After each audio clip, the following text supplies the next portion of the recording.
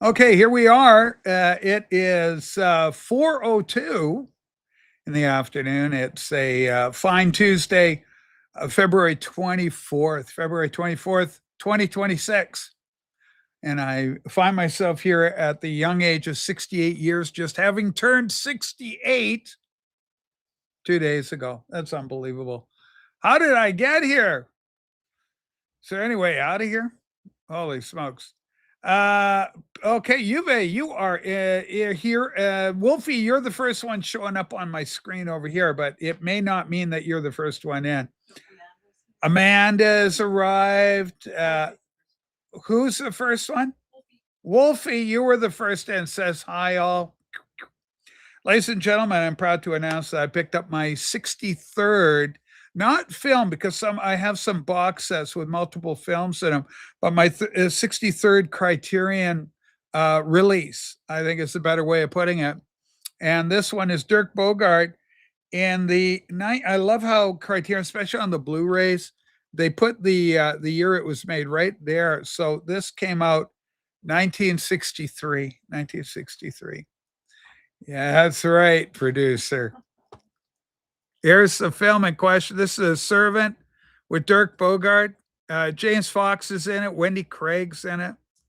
And I've heard about this film, a screenplay by Harold Pinter, directed by Joseph Losey. So, young Spring Hill Jim, many of you know him as my protege. He was in a couple of weeks ago talk about this album, and it put a bug in my ear. I said to myself, you better get this movie. So I did on the Criterion, and it is spine number, for those of you keeping track of such things, 1182. 1182.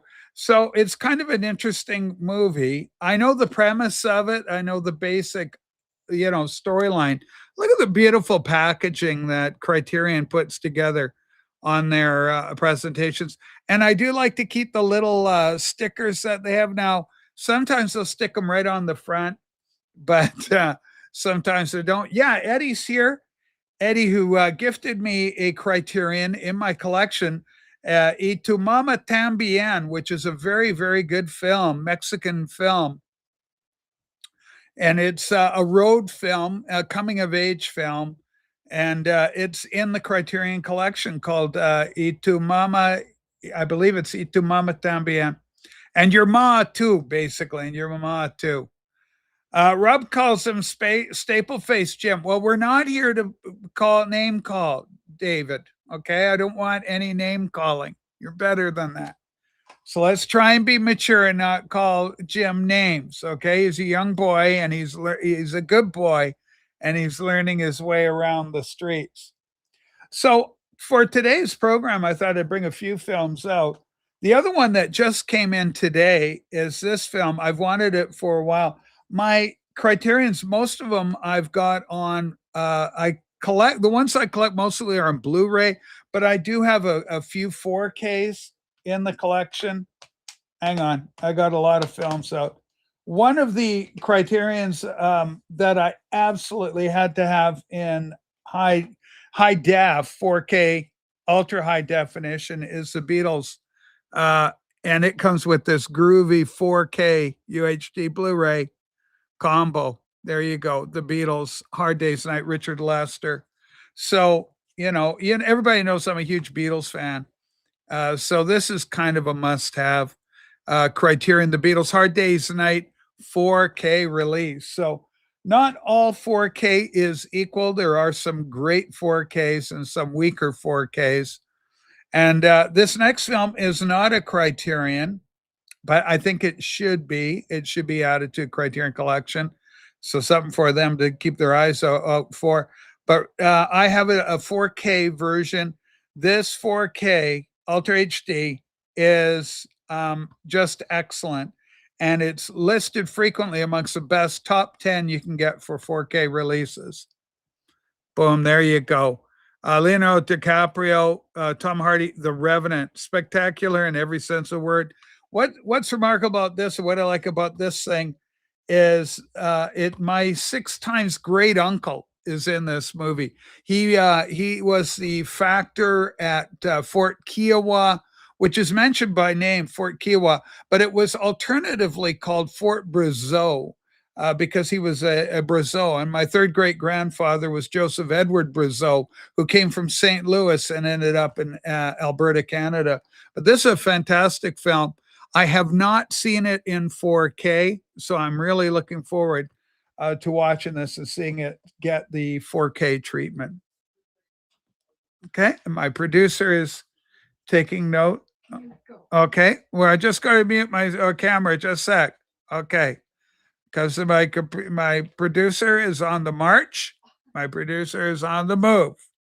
Okay, how cool is this? Look at this. I'm in a little avatar. I want to thank the Jazz Bombs, a great vinyl community channel for this thing.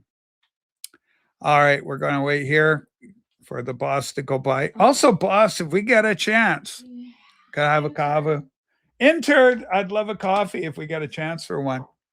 Let's take a look at what some of the children are saying. We have a lot of young people watching the program. Y tu papa también. Ahora le presenta y tu papa. Wow. Yeah, your daddy is here. That's great. Okay, I have to send you a link to a Super Nerd Tech heavy deep dive that explores if what label is 4K can truly be 4K given computing limitations from film transfer to digital pro. Holy smokes, Wolfie. That is a rabbit hole. But I tell you, some of it looks amazing. What looks great, your eye can't. Well, the eye can be fooled, of course, but when you look at it, you can tell. Martin goes, I'm still watching VHS. I have a hard time downsizing to a lower res, but I do have a few low res films, and I brought them out just because we're doing a film discussion today. So some films, because I haven't run across it on Blu-ray or I've been lazy, but this is a great film for music people. This is Factory Girl.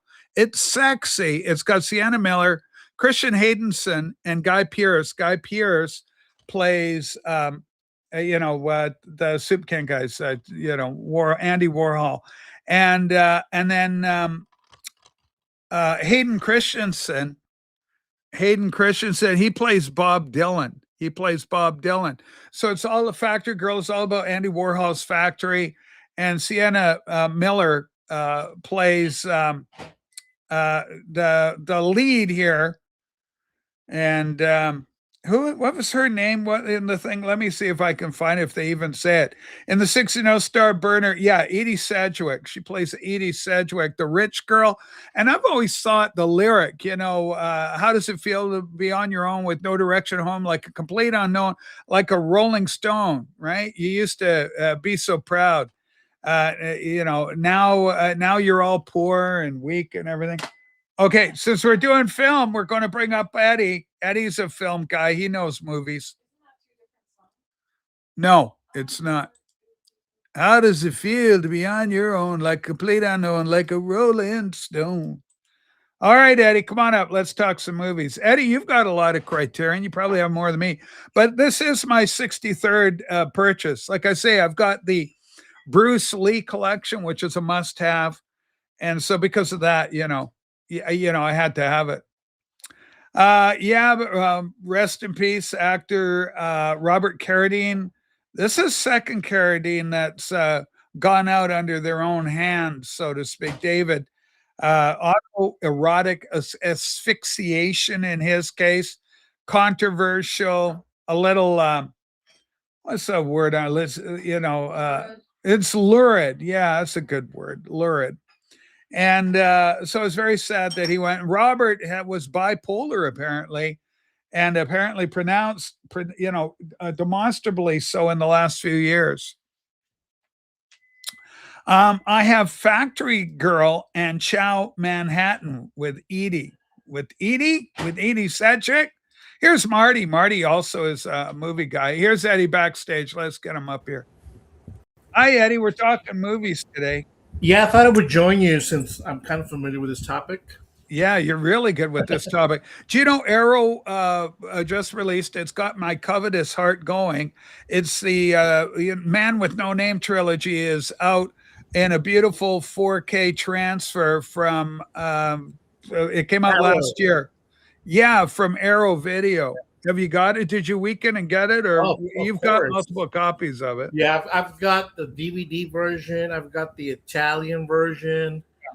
I've got the MGM remastered versions on Blu-ray, and then the anniversary editions. And now I've got the Blu-ray, the Kino release, and then I got the Arrow, just because the Arrow had a lot I more. hear the Arrow's best, better than the Yeah, Kino yeah, Lorber. yeah. By a slight margin, but they have different supplement materials in the Yeah. presentation. So I mean, that's my weakness. So I'll buy them and I'll keep on buying. If they come out in 8K, I'll buy them in 8K. So I'm just a sucker for upgrading because you do notice differences in some of them. Yeah, you do. I mean, not all things are created equal. Let's talk a little bit about 4K. I brought a few of my 4Ks out. This is a film that, even though it's on Criterion, I own it on a who did this thing? Studio Canal version. Oh yeah. This is the incredible Oh Akira man. Kurosawa Ran. Beautiful. This was done later in his life, so they said his eyesight was failing him, so he went super primary colors, bright Yeah. yellow and reds and blues, and it's just a tour de force. Especially the young lady actress who marries the brother in red. I forget, her character, Lady. She was a lady. Ugh. Anyway, she goes to work. I've seen this show multiple times. You'd think I'd remember her name. But this is King Lear. It's a tremendous take. Sorry, Yeah. just a breaking Pretty news. much. Okay, we got breaking news. Martin Short's daughter, 43-year-old daughter, shot herself, killed herself today. Oh, was this today? Just unalived herself today. Monday. Yeah. That came out. Okay. In my Yahoo. Last day. So Martin Short. So what do you think about something like this, Eddie? This is a comment on the human condition. Here's somebody that you would think has all the money in the world, could go. My dad, can I go to Paris today? I've always wanted to go. Could I go to Paris? So you just wonder what goes on with people, where they have the world, and then they got to check out where other people are just struggling. Yeah, mental. And hey, well, yeah, clearly she had mental health problems.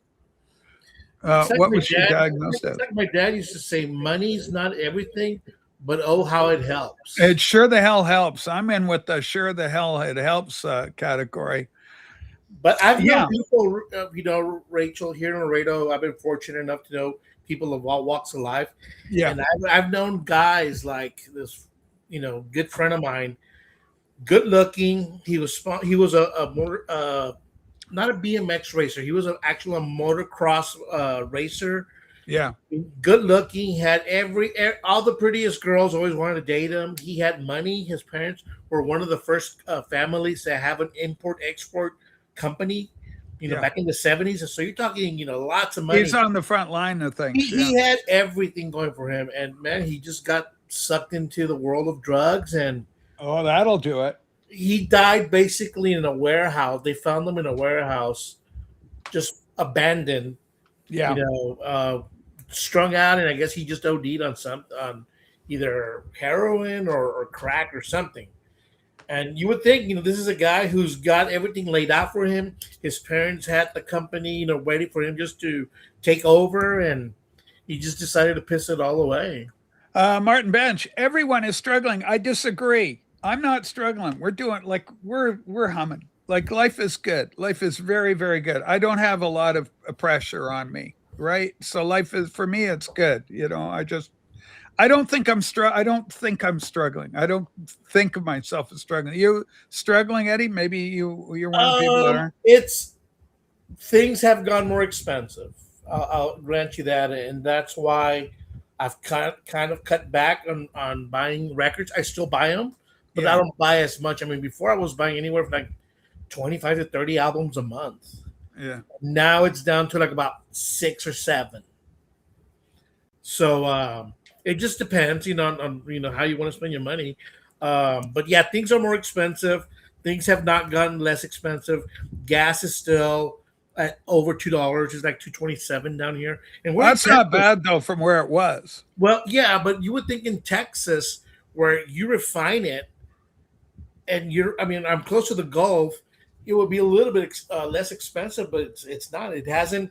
it hasn't gone down less than $2. And if it does, it'll be just a couple of mom and pop stations, and it won't last long. It'll go back up to 215, 220, I 227. think I would argue that if you were in a blue state like California, you'd be paying a lot more for gas. Oh yeah, yeah. No, California is a different Or animal. Virginia, was it Virginia that just went blue, and they're upping all their tax, and then Mamdani in New York just upped a tax on everything there, saying we got to go into our savings, and I'm going to have to raise taxes on home ownership and all this sort of thing. Another thing that I have noticed is a lot of the stores at one of the malls that we have here have closed, and nothing has replaced them.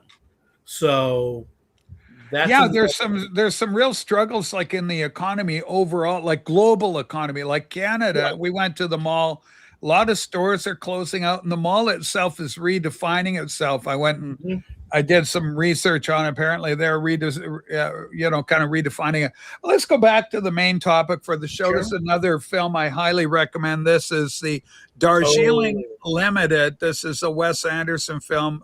This is one of my favorite. I love Wes Anderson. He's hit or miss. Fortunately, and especially in his earlier works, he's more hit by a long shot than miss. He really has. But some of his later stuff has been not good. The French Dispatch didn't resonate quite as well. And what was the other one with the meteor, that lands in the desert there? I need to revisit that movie again because when I first tried watching it, Yeah. I couldn't latch on. I could not grasp what the movie was about. So I'll need to revisit it again because I just forget the name. I own the film. I just can't think of it right now because I'm elderly and I have these brain farts. Tell the kids, what is Criterion? The question is Criterion ? What is Criterion, Eddie? Tell the kids what Criterion's all about. Criterion is a boutique label. Was probably one of the first boutique labels that got licensing from major studios to release their movies on their label, but with the best available audio and visual elements available for a lot of these classic movies. So Criterion is kind of like a movie buffs, 5-star restaurant. Only the best get chosen to be a Criterion. Now that has changed over the years, but at the beginning it was all like film noir or French nouveau cinema. Films that would be deemed important. And the other selling point on Criterion is they called it film school in a box. Yeah. Because they were chock loaded with if they could get a hold of the director talking about his own film critics analyzing it, showing a film's importance in the culture within that context. They were the first to do that, to have director cut on one of the audio tracks, so you can hear the director talk about the movie, sometimes even the stars or the cinematographer. Yeah. So it was like Rachel says, a good way to discover film and really get deep into it. As a matter of fact, I have 2 titles that I've watched, but I just haven't watched because these are upgrades, the 4K. Okay, hold on. Now, so are you in the process of doing a lot of upgrading from Blu-ray to 4K? Yeah, so this is one of my latest purchases. It's Val Lewton. He was director from the 20s and 30s. Yeah. And he's known for this one, I Walk with a Zombie. And the I love the cover. Now, of course, Eddie, when you show a Criterion, spine number. Oh, yeah. This is spine number 1236. 1236. That number again. 1236. So that's part of the Criterion. Now, Eddie, you've got a huge collection, bigger than mine. I've got 63 Criterion. I assume you've got double that. Do you organize your films by genre, by title, or by spine number? All of my movies from different studios are in alphabetical order. So I don't I don't have a subset for Arrow releases or for Criterion or for Kino. Yeah.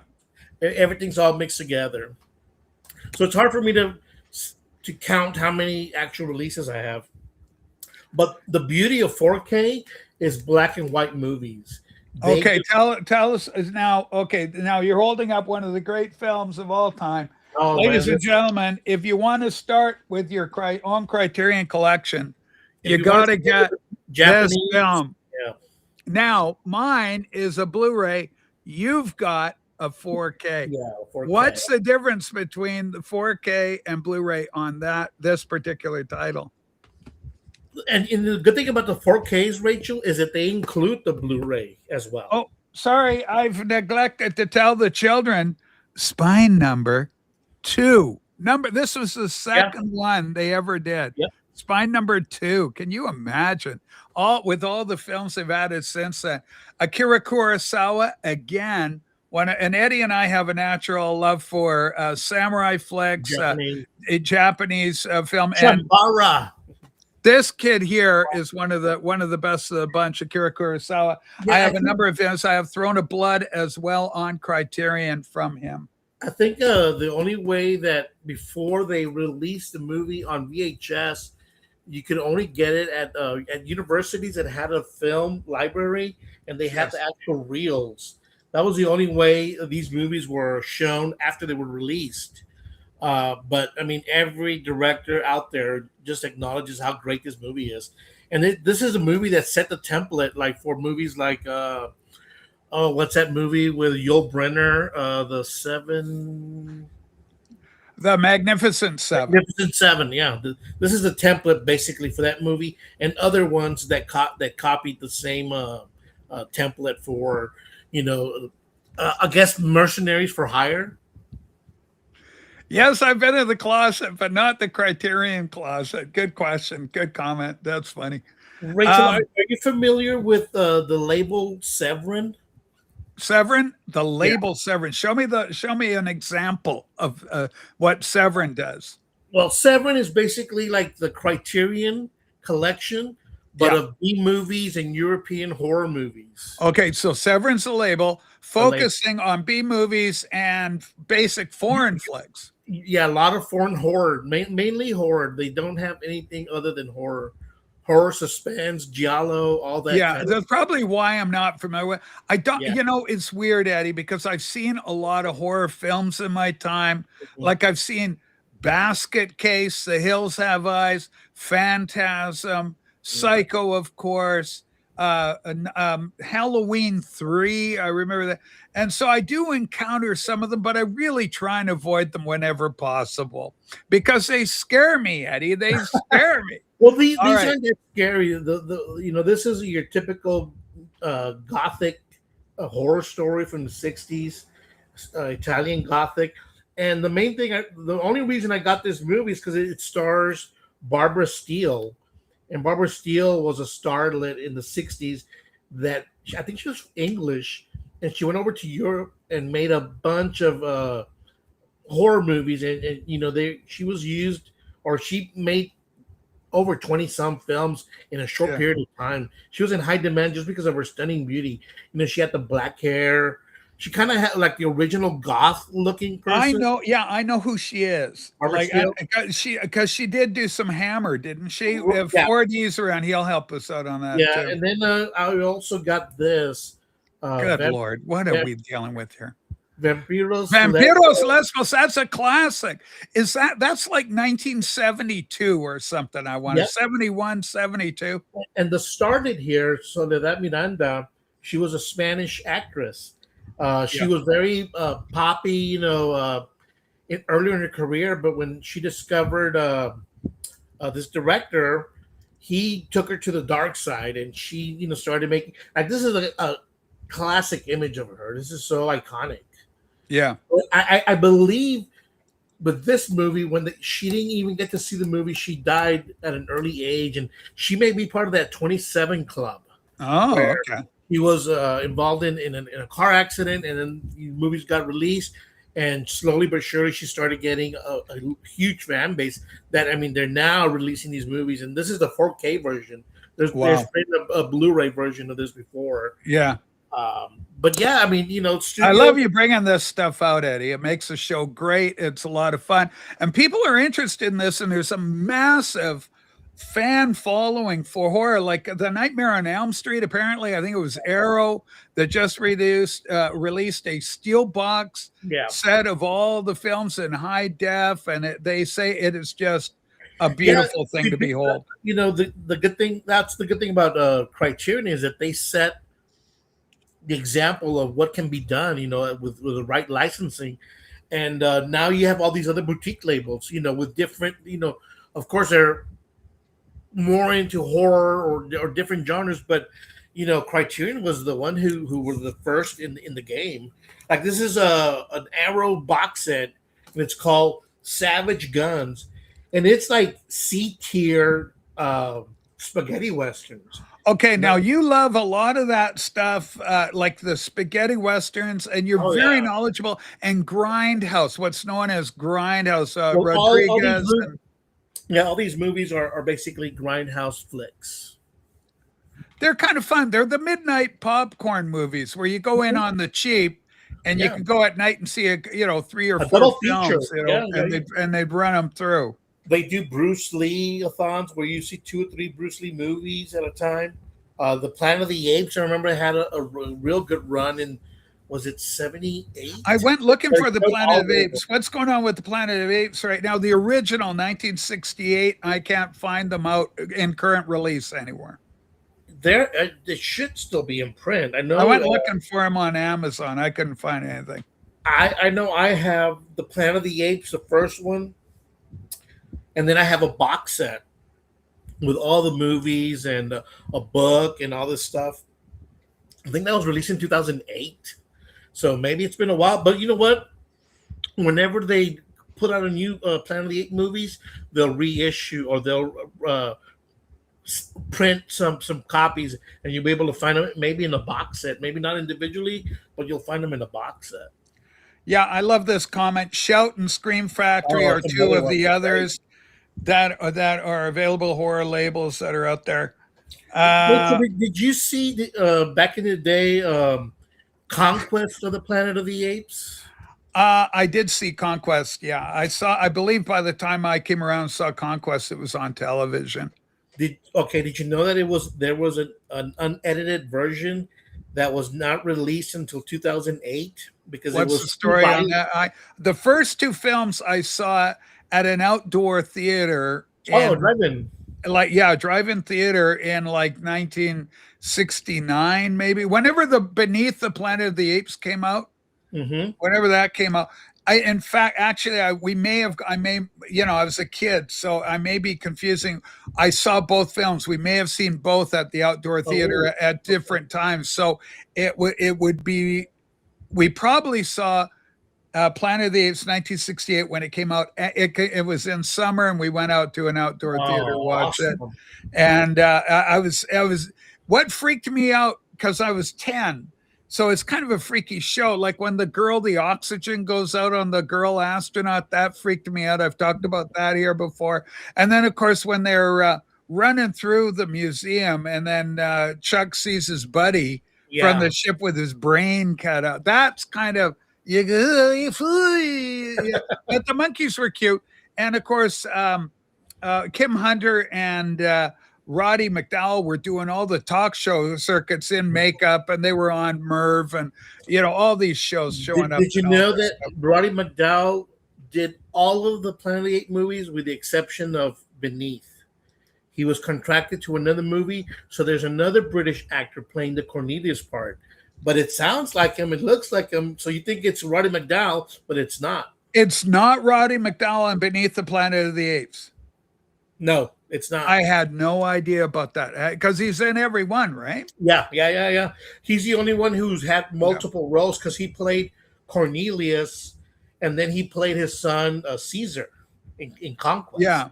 And he in the DVD they had an interview with Roddy, and he said that he had to change his mannerisms because it was the same makeup. So he was like conflicted, like, how can I change this character because it's the same makeup? So he did posture, certain facial tricks that he did to differentiate from Cornelius. But going back to why the movie was edited, when they first released it, they actually at the end show the killing of that guy who ran that whole city. So it was thought to be too bloody and too violent for kids because they Yeah. actually saw blood. So they went back and they re-edited and added some other tracks, and that's when Cornelius did the whole speech about living in harmony, with the conquered, blah blah blah blah blah. But the original version, which is on that box set in the 2008 box set, you'll see the original version where they kill that governor of that futuristic city, whatever. Yeah, it is interesting. So, and there's always, what do they call that? The Mandela effect, where you seem to remember something. But sometimes the Mandela effect is really due to real world changes in the source material. This is so cute to see your little dog up there. But, like you get a film where they go, okay, well, we're going to change it this way. Sometimes for television, you get the television edit, the TV edit, and things are changed out, similar to what they do with music on the radio. So a song, don't give me that no goody good bullshit, right? They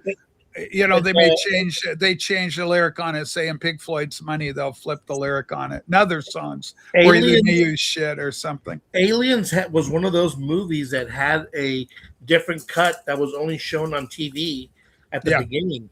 So there's a TV cut that was later released in the actual theaters, with additional scenes. But yeah, I remember seeing the TV version. I'm like, I don't remember that scene where I think they send a probe, and the probe is probing where they had landed, make sure there was nothing living, and that wasn't in the original when I first saw Aliens back in '86, whenever it was released. One of the great disadvantages modern films and reimaginings, reinventions of classic, I much prefer the original because everything was new and novel. Everything was new and novel. And modern films have a certain vibe, a certain take, like we're going to try and spectacularize this thing for you. And the other ones don't try as hard to entertain because they didn't need to, because the source material is handled in such a way that it shocked, entertained, and inspired in a way that remake can't. Unfortunate for the remake, you're not going to have a surprise here. What I want is more modern films with original properties, new IPs, new intellectual properties associated that we can fall in love with these new properties if you do it right. A series that started not too long ago, but I mean, it is long ago. We're going back 20 years or so with some of the characters have deceased and passed on. Like Gary Collins. Remember Gary Collins, the TV show? He was a good-looking guy with he was a presenter, right? An American guy. He was married to Marianne or Sue-Ann Mobley, whatever her name was, Marianne Mobley. And anyway, Gary Collins, he was like a Entertainment Tonight type guy. Well, he passed away. They're both gone now. And so they were in this film, but the series we're watching, what I'm talking about is Dead Like Me. And the film is so good. The mom in the show went to my university. She went to University of Victoria. She was out of there a couple of years before I showed up. Joe, do you collect any of these Criterion, Shout, whatever, any of these other ones that are Kino Lorber? I was going to mention that one. I was going to say that's my favorite right now. Okay, which one do you like? Shout and Kino Lorber. I'm not as big on Criterion these days. I know that's sacrilegious. I mean, sure, I've always loved them, but other boutique labels now I think have even gone over them. But that's my opinion. I wanted to say a couple of things that I heard while I was watching. Yeah. First, I don't know if you know, but you were asking about the Planet of the Apes films, which, as you can see, I have a poster here beneath. I see that poster right there. Yeah.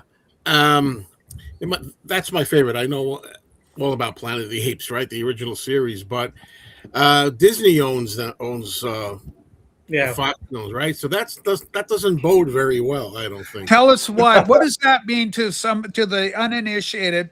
Why do you have concerns that the mega corporation, the mouse, has got control of the ape?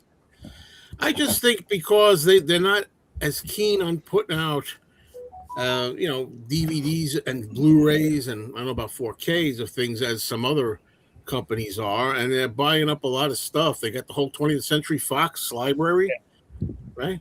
Yep. I heard Eddie talking about a lot of things, and I was Yeah, like, Star I Wars. gotta get on here. I want to talk to. Yeah, Star Yeah. Wars has got a lot of problems going for it because of the reimagining of that, and part of it's George Lucas, part of it's the studio, the way they've handled it all. So Star Wars is a really troubled franchise, and overall, I think the viewing and the viewership has gone down. So there's issues with it for sure. Well, you know what they're going to do with that is there's been talks, and there's always been talks and rumors.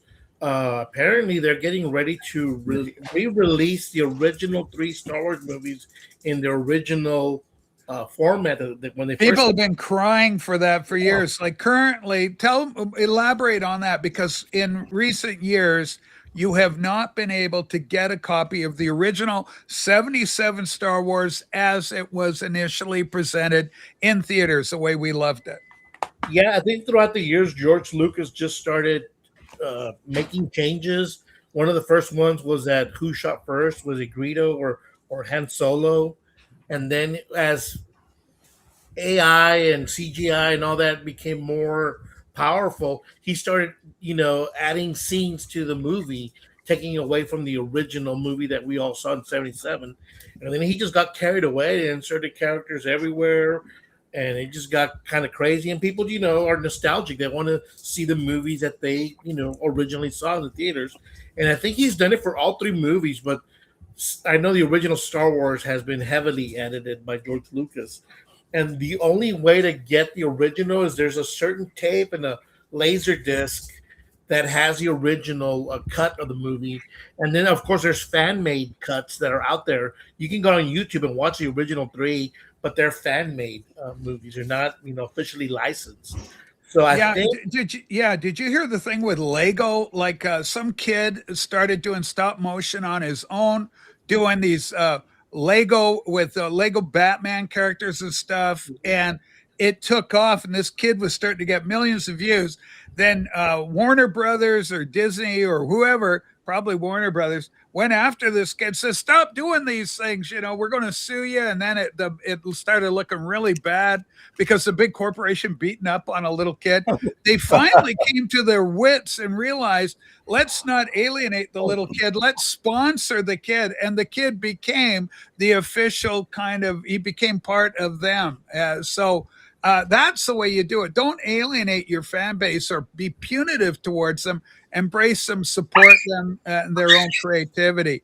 4D, do you collect any of these or go out of your way to collect Criterion or Shout or Kino Lorber or Arrow or any of these other boutique brands of movies?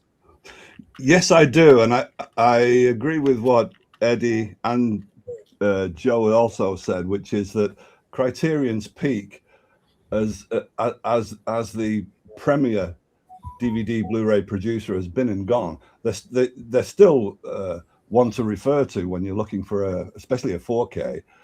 But there are other places in USA and in England as well that have at least equaled them, and I think have surpassed them as well.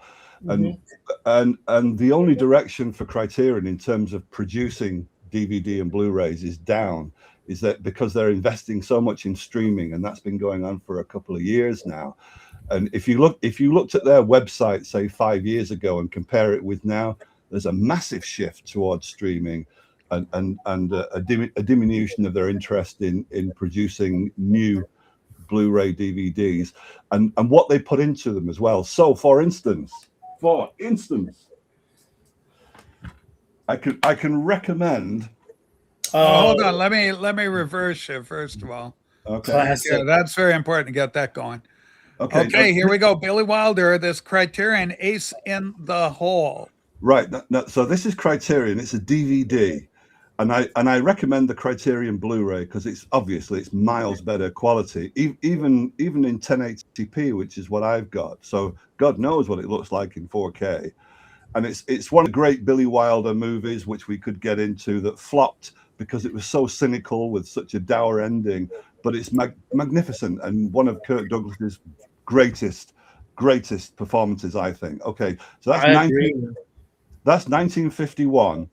And here's the extra little detail you got back in those days, which is why I've kept it. Otherwise, I would have given it away to somebody. Is the booklet that comes with it is in the form of a newspaper, like the newspaper that Yeah. Kirk Douglas worked for in the actual film. So it's like a reproduction of the newspaper in Albuquerque that he worked for in the film. And so all the details of the film are laid out in headlines like that. And that it's just a little extra detail that they gave to their DVDs. And you can also find that on the menu design. That a lot of the menu animations, not only on Criterion, but a lot of DVD producers, they'd go the extra mile. So if you look at the menu design on Ed Wood, the Johnny Depp film, the first thing that comes up before you select play the film, select the extras, the animated menu is you're looking down the aisle of a cinema theater, and there are people throwing popcorn at the screen and people running up and down the aisle. It's like you're right creative. there. Yeah, and now when the same company put that, not Criterion, but when the same company put that onto Blu-ray, no animated menu, just static. And that's the way that all DVD Blu-ray producers have gone. So one last example of that is this is a great Orson Welles film from 1955, Mr. Arkadin. Okay, we'll make you big here for this. Orson Welles didn't rate it that much, but I think it's marvelous. I think it's amongst his best. And this is how thick it is. This is the Criterion edition. Wow. So what you've got with it as well, if I can get the thing out. Did they actually pack a book with the darn thing? Yes, they did. But you get 3 versions of the actual film because it's so controversially edited. Oh, okay. That you get 3 versions of the film. Now, of course, you can put those on 2 Blu-rays now, but you also get, as you said, and this is also controversial. That's the book that you get with it, and it's controversial because it says Orson Welles, and he had no part in the writing. In the writing of it, yeah. But nonetheless, it's interesting to have. I'd never seen that before. They have done that with some of the releases on Criterion.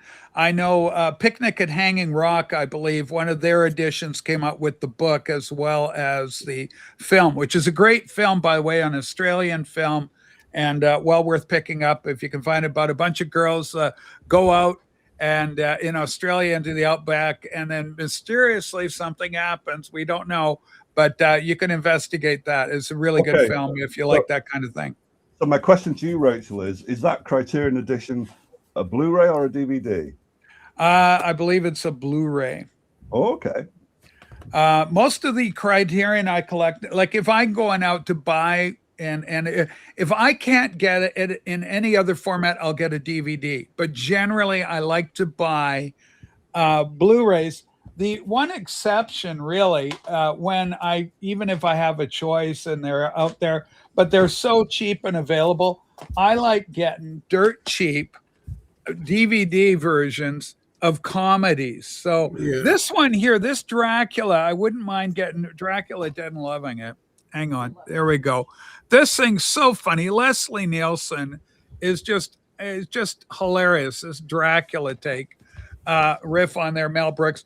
And then the silliness of dodgeball, right? You know, if you can dodge a wrench, you can dodge a ball. Nobody makes me bleed my own blood.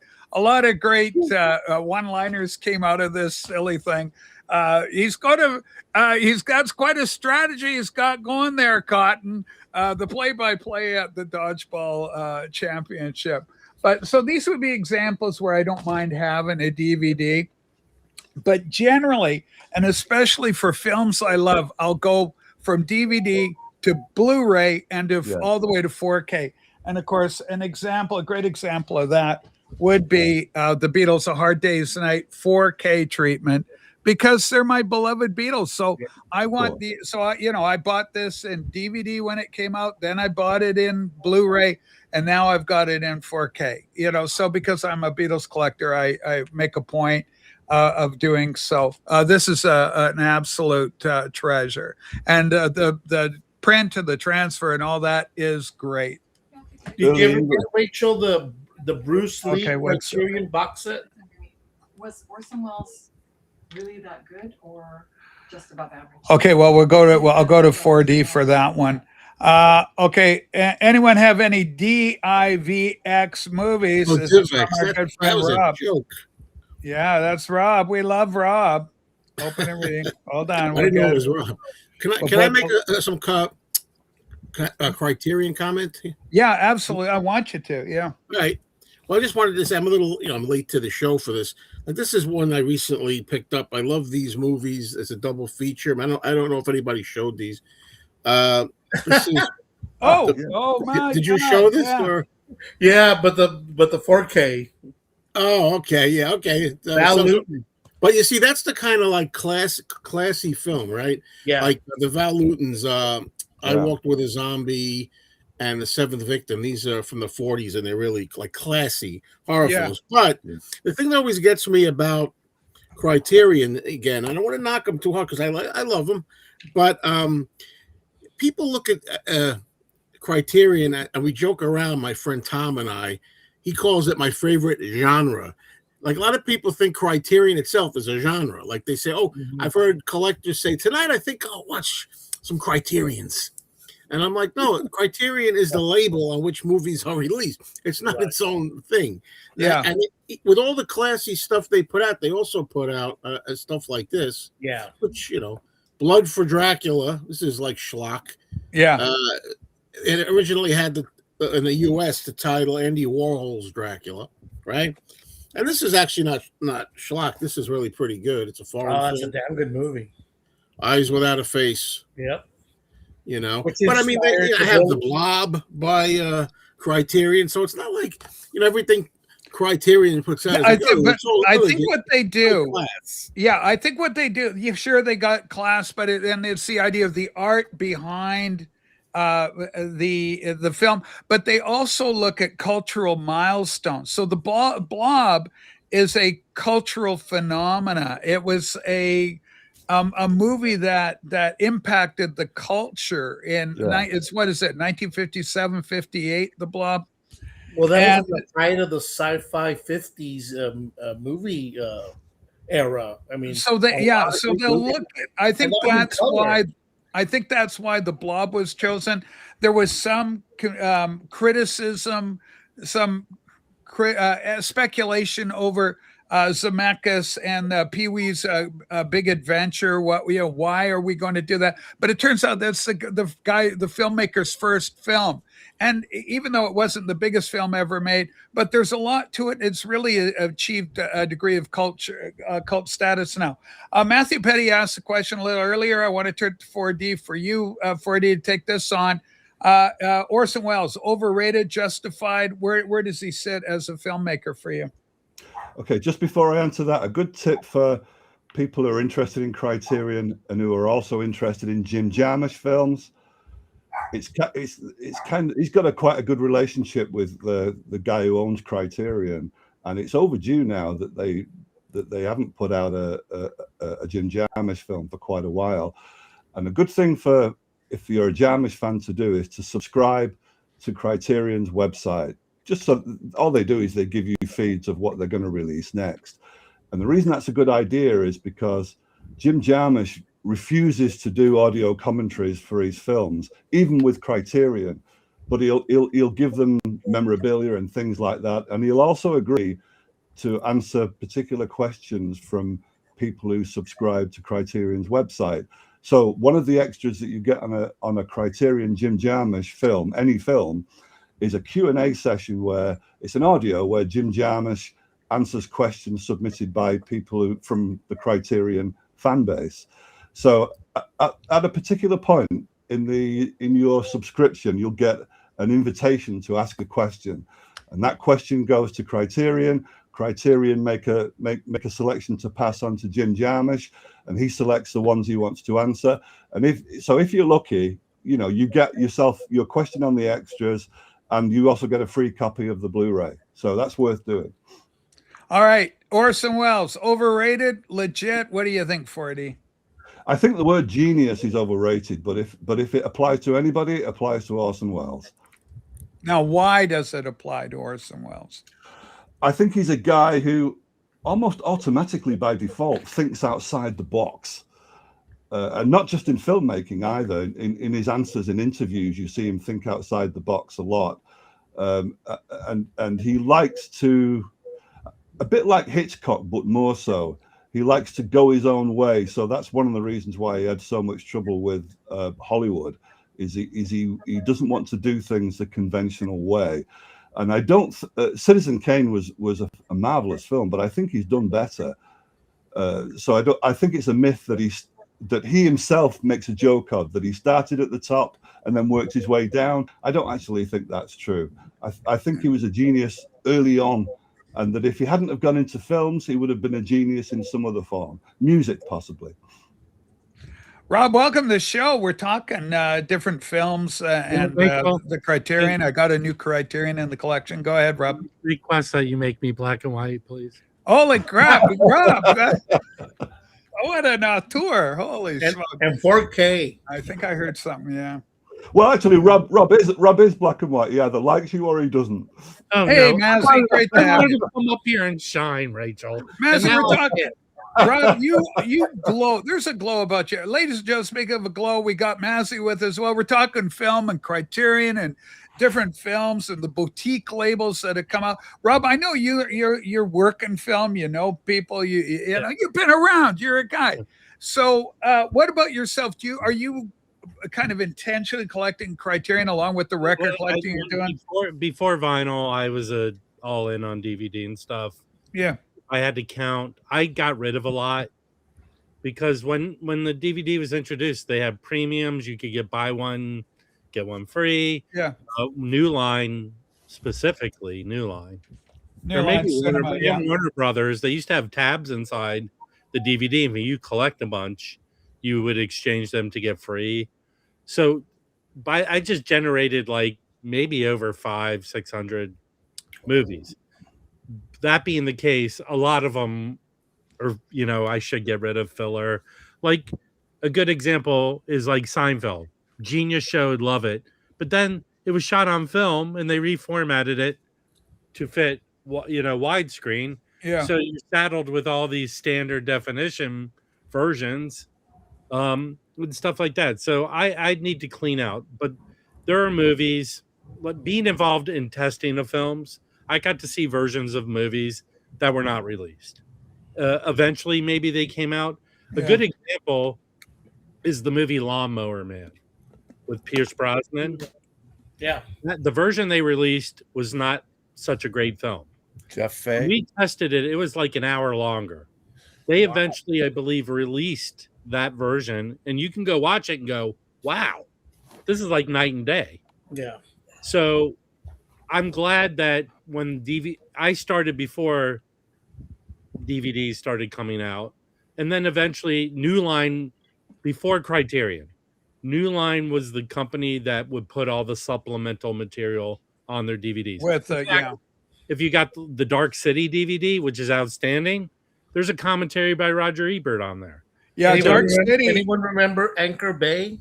Oh yeah, Anchor Bay. Yeah, Anchor Bay was later. They were a company that kind of licensed. Dark City Arrow just did a new reissue, new release on Dark City. I just bought here's the reality of things. I just bought Dark City. It's a film I wanted in the collection, so I got the Blu-ray of it. But now there's a 4K version. Apparently, it's really good on Arrow. So, in and England, Anchor Bay was the first. A lot of times for a lot of the Hammer horrors. Yeah. So they did. Anchor Bay did got the Hammer studios. I have an Anchor Bay video of my favorite film. Can I go grab it? Yeah, do it. And I know what your favorite film is. in England, Mazzy, do you want to show us an Erica Badu record? in England when DVDs were starting Criterion, to Eric. we Criterion version? we couldn't get our own.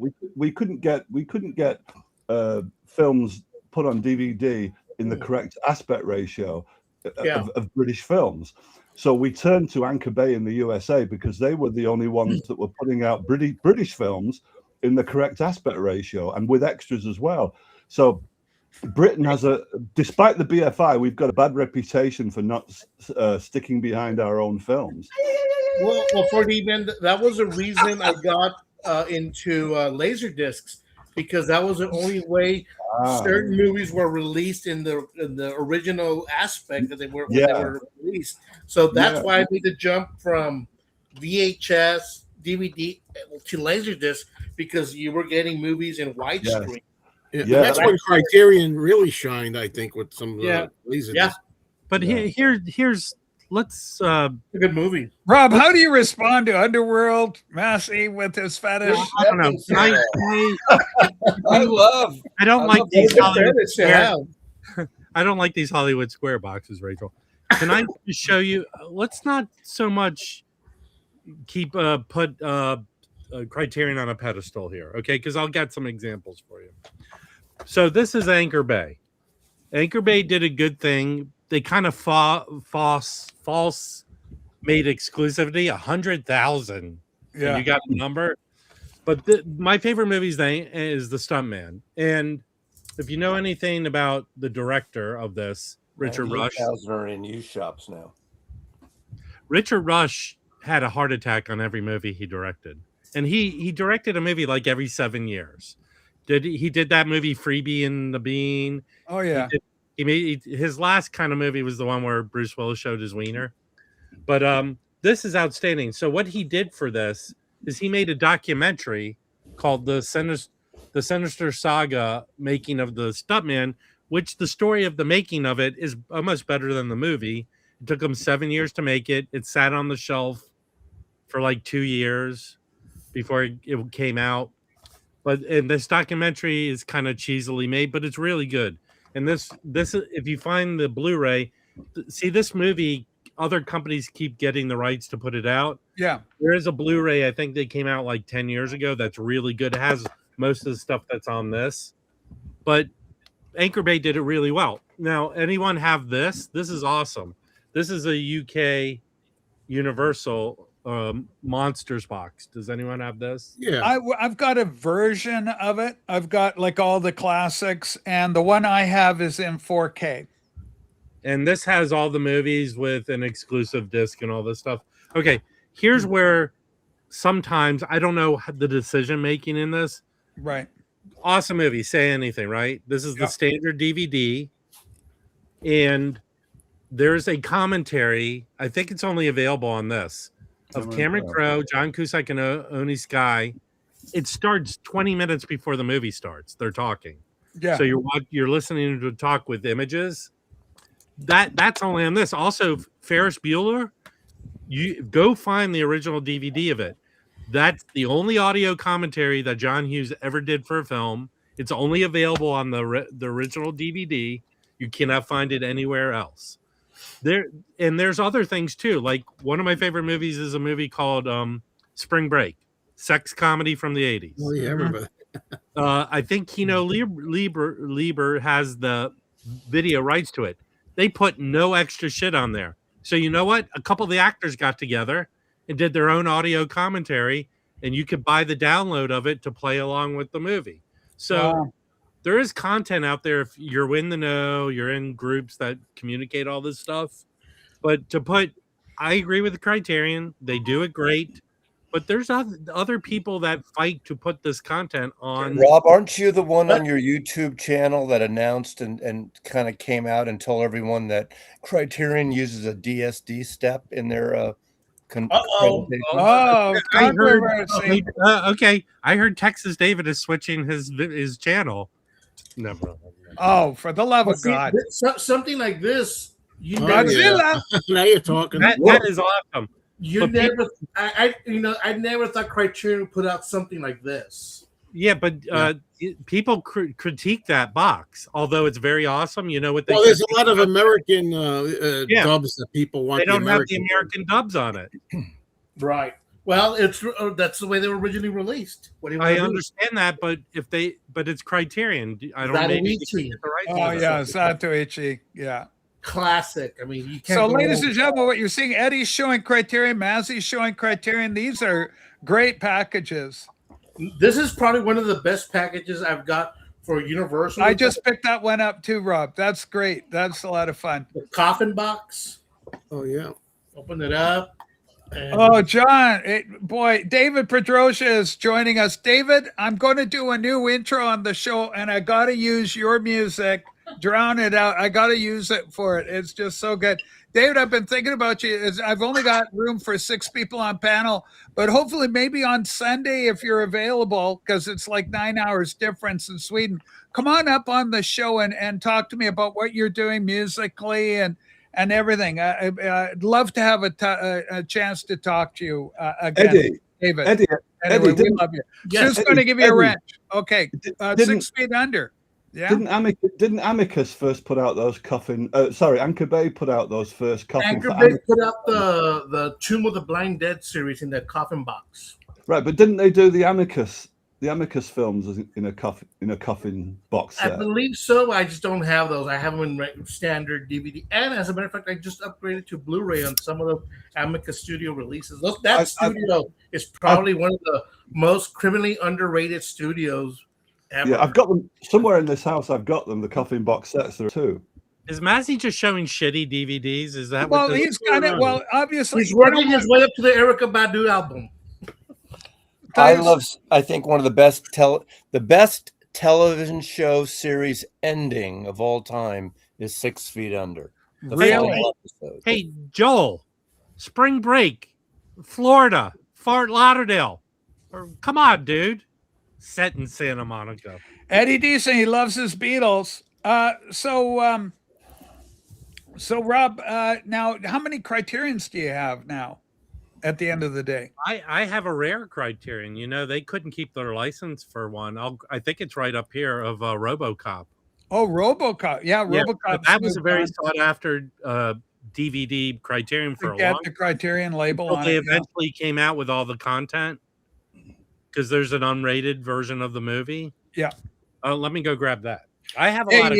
Yeah. Go, Joe. Mazzy, I just want to ask Mazzy, is those are all your movies there that I'm seeing? Yeah.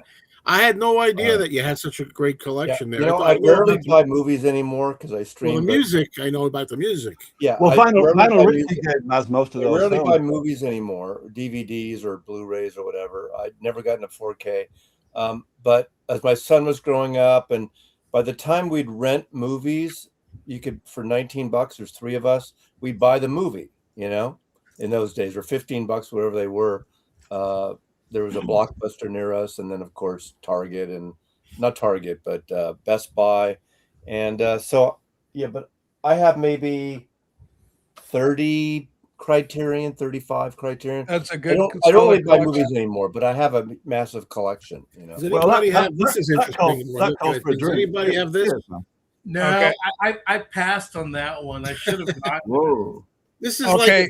this is the Godfather of gore, right? Yeah. Herschel Gordon Lewis. It's made out like a cereal box Beautiful. design, and it's got the movies are all in here. It's from Arrow. Okay. Yeah. Nerdy. I don't know if and they do this just like it's a cereal box. Cut out mask on the back, all the ingredients and So stuff. large scale format on that, Joe. Like the dimensions of it are like a cereal box. It's like yeah, that. that's what they're doing. Yeah.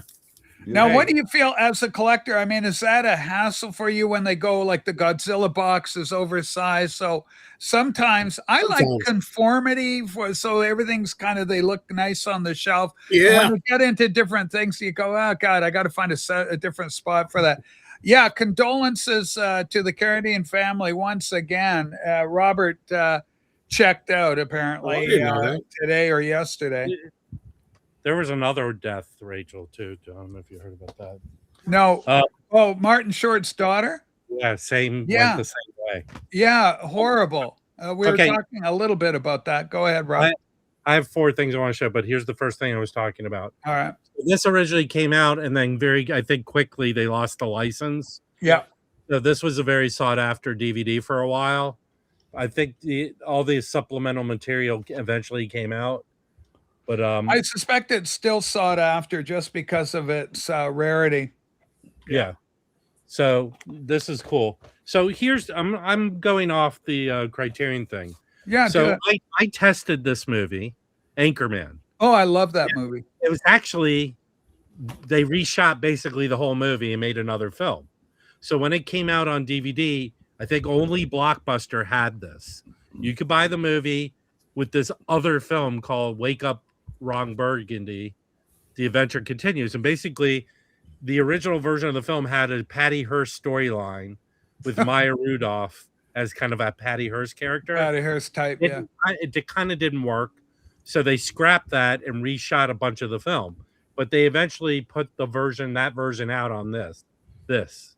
So, and then it also came with exclusive content, another DVD, if you bought it at, with a lot of outtakes. Mm-hmm. And you could only get that at Best Buy. So this was well, really yeah. Anybody who knows the film, there's a lot of improv on that, as they were throwing lines out to see what would stick or what would take as the funny line on the thing, which is hilarious to watch. Here's another good content one for the Canadians. Yeah, Strange Brew, classic. And I hear they might be doing something, but that's a rumor still. Okay, so on this one, it has a only shot animated show that you can only get on this. Oh, okay. So it's a half hour, I guess. Short maybe, animated adventures of Bob. Yeah, maybe they did it as sort of a pilot for a show, but it's only available on this DVD. Yeah. Then this never came out in any other way but this. I've shown this before. This box of Billy I Jack. love Billy Jack, yeah. And it has commentary. I bought this from their website. They put it out themselves. Yeah. So it has all 4 Billy Jack movies. And you know, before he died, they shot part of another Billy Jack movie and ran out of money. So which isn't surprising if you know the history of the series. Yeah. So, and I think this barely never even came out theatrically. Yeah, that's the one that I think they consider that the weakest of the 4. Born Losers is the first one that Billy Jack. Yeah, it's basically Mr. D. Hold on, Mazzy's got an autograph version on his. Wow, you're a lucky man. Yeah, Eddie Deason. That's a really good movie. I saw it at the theater. I was with Gabby when I got that. I think, right, Gabby? I mean, and her family. Yeah. I mean, really? I went to Chicago. Did you have a chance? Yeah, but hold on. Did you have a chance to talk to the lad at all? Yeah, I went to Chicago for this. I'm surprised. What the hell? There's nothing wrong with that. That's a nice little item, Mazzy. There you go. Okay, Joe, you got yourself an Eddie as well. There you go. Yeah. Eddie Deason gets around, huh? They're giving them away.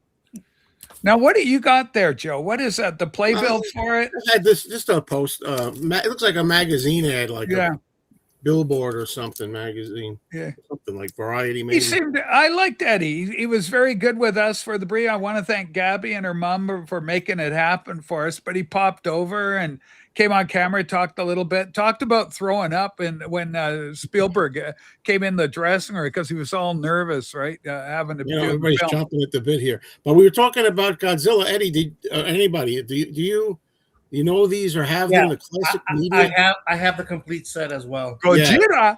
What have we got here, Joe? Well, this is Godzilla. Godzilla Raids Again, one of the worst Godzilla movies in my opinion.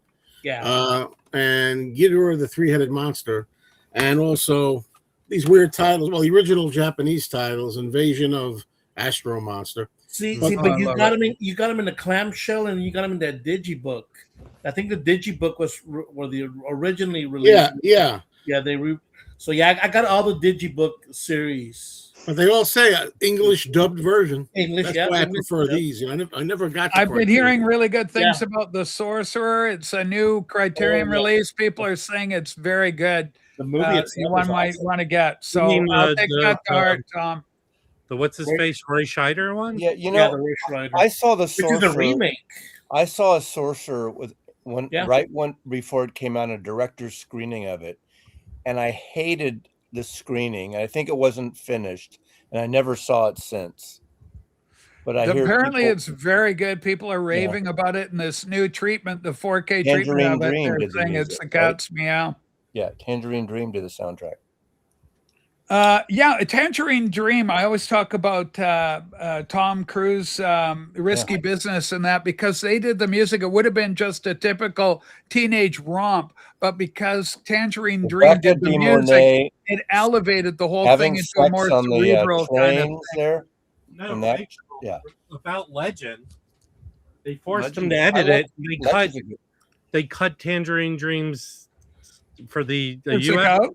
Mm-hmm. Yeah, it's on, but I have the special edition Yeah. DVD. I don't even know if it ever I'll was give you a cookie, Rob. available on Blu-ray. Shove it up your ass, Mazzy. Here's the one I told you about that you could only get the commentary with John Hughes on it. So Yeah, see, I mean, I studios now know Rob likes reissuing. so many of those 80s.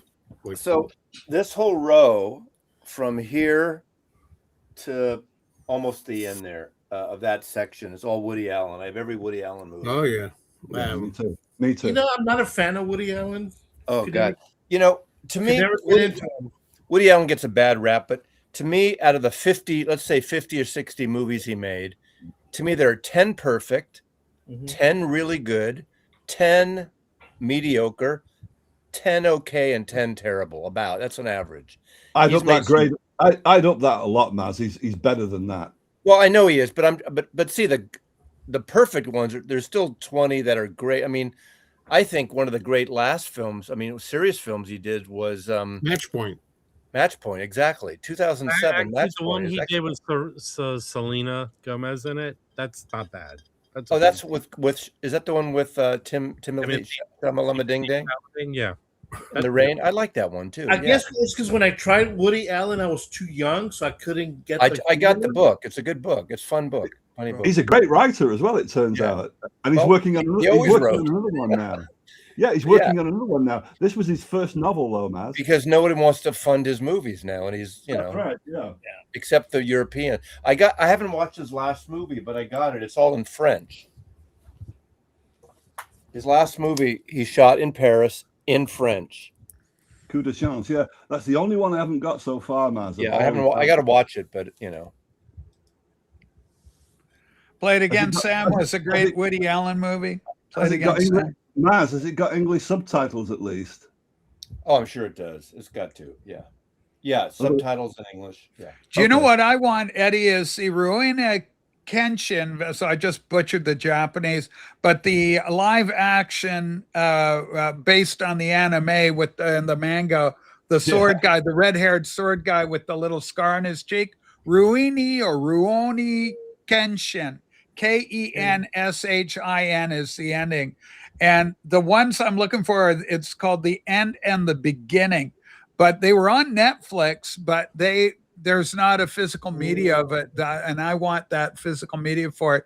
They're so good because there's a trilogy, and then there's these 2 add-on films that they did after the initial trilogy that I want. It was also an anime. If you like that kind of genre of anime, have you ever seen Ninja Scroll? Ninja Scroll. I have not seen that. Highly recommend. Recommend it coming through. Ninja Scroll, and it's only a one-off. So, do you have the Eddie? Do you have the Behind the Green Door box set? No. Porno. I got a porno collection. San Francisco connection. So 4D, your own collection, is it mostly DVDs, Blu-rays, or any of the 4Ks? Do you have any of that? I own Akira. Joel, I have a copy of Akira on Blu-ray, and I've seen it many times. It's a great, great film. And by the way, speaking of this stuff, I want to talk about, because we're talking about film, we have to talk about the Ghibli studios. This is The Wind Rises, based on the inventor of the Japanese Zero. So it comes with a nice little slipcase on it. And I highly recommend this anime. It's quite touching. It's imaginative, like all the Ghibli or Ghibli, depending on your pronunciation of it. Bonus features on Blu-ray, contains documentary, exclusive booklet, and more. So about the Japanese Zero. Kagemusha is a great film. I have that. My friend David worked for the Surf Theater chain, which was the Castro, the Clay, the Lumiere. They had like 6 independent foreign film. And on Monday, night on December 8th, 1980. He got me in to see this movie with two of my friends. And at the end of the movie, the guy is on the beach and all the samurai shooting arrows, and he's dying on the beach. And the guy comes down the aisle and says, "Are you Norman?" I said, "Yeah." He goes, "Call David at the Surf Theater." John Lennon. John Lennon was killed. That's right during this end of the credits. Thanks for ruining it, 4D. You ruined the story. That's okay. I'm not like you, Rob. I don't say fuck you. Shut up. You texted me. Why did 4D? All right, we got to show Mayo. I have issue with 4D for other shit, but not that. Buggers. Hey, 4D, can you start telling a story that I can ruin? Holy shit. All right, so what do we got? We got a couple of autographs here. Well, there's Woody Allen. Oh, cool. That's from 1994 on Park Avenue. I saw Tom Bosley's there on that. Yeah, but what? Yeah, I can't see who we got. Woody Allen. Man, I'm sorry, I can't. Yeah, I see Tom Bosley's name there. I got Maureen McCormick. You can't see them because of the light. Maureen McCormick. My God. Well, I have an autograph. you bring index cards with you. Used to do this in the 90s, and if anybody was there, you get an index card and you get it signed. The problem is, if you call it a problem, I've noticed when I looked in this book, anything that was under blue is it doesn't show here, but it's smudged. The blue is all smudged. Anything with blue Sharpie. Is that Annette Bening? Who is that? Sarah Jessica Parker. Cool. Annette Bening. Isn't it? Wow. Robert Palmer. Wow. That's my luck. I happen to see Robert Palmer, but I can't see Ringo or something. It has to be Robert Palmer, right? Yeah. But anyway, and then one more on the top. Tim Conway. That's not a good signature. Legend. Yeah. Legend. We all love him on Carol Burnett. And McHale's Navy, if you're old enough. In New York, I think. Hey, Rachel. Used to go into Manhattan, Yeah. I saw a famous person today. Okay, we got a famous sighting, Rob, in L.A. What do you think top of that head is? That's Rachel. Well, Holy smokes. Look at that. We're just getting a top of a head. Who do you think that is? Okay, it's just... Is that it Paul Timothy B. Williams? Schmidt? It's Timothy. Massey knows. I saw Timothy B. Schmidt there. It was pretty fun. Oh, come on. I wanted Timothy 4D to wreck your story, not me. And then walking down the street the other day, Rachel, you know who I saw? I love this. LA, I love it. Here we go. I don't think this is. Oh my God! It's Paul McCartney. He's in his Sgt. Pepper outfit. That's not Ringo. Ringo doesn't have gray hair anymore. It's all black. How do you know? Do you hang out with him? He has a hunchback. It could only be Ringo. He's in LA. It makes all the signs are there. I think the guy works at Cirque du Soleil. Hey, thanks for not ruining my story, 4D, man. So yeah, I love collecting these things. I got 63 of the Criterion, and I've just picked up Dirk Bogarde in The Servant. So I haven't seen the film yet. And then of course I picked up The Revenant 4K. So there are some great 4K films, but they aren't all created equal. Go watch some of the channels out there that do movie reviews and get your opinion on them, and take a look at, especially when they can do a comparison. Here's the Blu-ray, here's the 4K imagery, and then it helps you make an informed decision on what you want to pick up. Once my TV dies, I'll get a new one. But I bought my TV 12 years ago, and it was the final Panasonic Plasma. Aside from the CNN liberal burn-in, hey, Mazzy's TV does two things. You can watch the show. No, I love Plasma, how cinematic they look over these new. It puts out so much heat, so it heats up your burning explains a lot. Well, when it dies, I'll get a new one. But I've had it 12 years. I think the black levels and the plasmas were great. Yeah. They're And more Paul cinematic McCartney's face than is burned into a corner of the screen. Shut up, Rob. So yeah, it's interesting. Go chase your faux Ringo guy down the street. Also, Can I there's just say- you'd like to see. that there's certain films out there that haven't gotten the 4K treatment that you want. Now, being a big aviation World War II buff, I want the Battle of Britain, 1969. Harry Saltzman. There you go, Harry Saltzman, ladies and gentlemen, with your James Bond connection right there. But Harry Saltzman, 1969's Battle of Britain, I got to get that, and I want to see a beautiful 4K treatment of that film. It's a star-studded cast. And of course, 90% of them are all gone. Maybe the kids in it are still I'm alive. looking forward to Can I just say about Mazzy's next story that he's going to tell? Candlestick Park. That's all. Severin's going to be releasing a 4K version of Zulu Dawn. Zulu Dawn is going to get a release. Yeah. Now, is Zulu itself been released in 4K? No, not that I know of. I've got an old import DVD of Zulu. I've got a DVD version of Zulu as well. Rob, go ahead. So, if anyone's a big fan of Turner Classic Movies, I am. I like they them. historically would show movies that they could not somehow figure out the rights to do DVDs or Blu-rays or even video. And I know one particular film that was written and directed by, I think, by an SNL writer in the early 80s. It starred the guy from Gremlins. I'll look up the name of it. And like Bill Murray has a cameo in it. Richard And it was Moran? only ever shown on Turner Classic Movies. Also, that It came from Hollywood? No. Oh, okay. That was a fun film. Yeah. Also, the Roadshow version of It's a Mad, Mad, Mad World. They would show that on Turner Classic Movies regularly before Criterion got the rights to put it out. I have the Criterion of that, the Roadshow version, which is like almost 5 hours long or something like that. Does anyone have that? I don't have it. I don't think so. One of the best channels, probably I'd say the best channel for movie reviews that lives and breathes all this stuff is the wonderful Daisuke Beppu. And I've had Daisuke on the old program.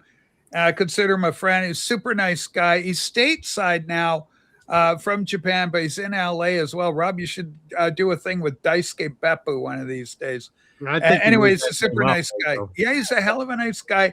Very knowledgeable. And what I'm really happy for him is Daisuke actually got a chance to go into the Criterion closet. He didn't need to. He owns every single release that Criterion has Rob ever lives put in out. the Criterion closet. Okay. Actually, That's forever. It came through my neighborhood, but you had to get in line like at 3 a.m. to get inside that thing. Here's the movie that was shown on Turner Classic Movies, but never ever came out in any way. Nothing lasts forever. Starring Rob, who's in it? So it's Zach Galligan, who was in Gremlins, Bill Murray, Dan Aykroyd, Eddie Fisher, Paul Rogers, that guy Calvin DeForest from Letterman, Mort Saul, but it was produced by Lorne Michaels, but it was only ever shown like on Turner Classic Movies.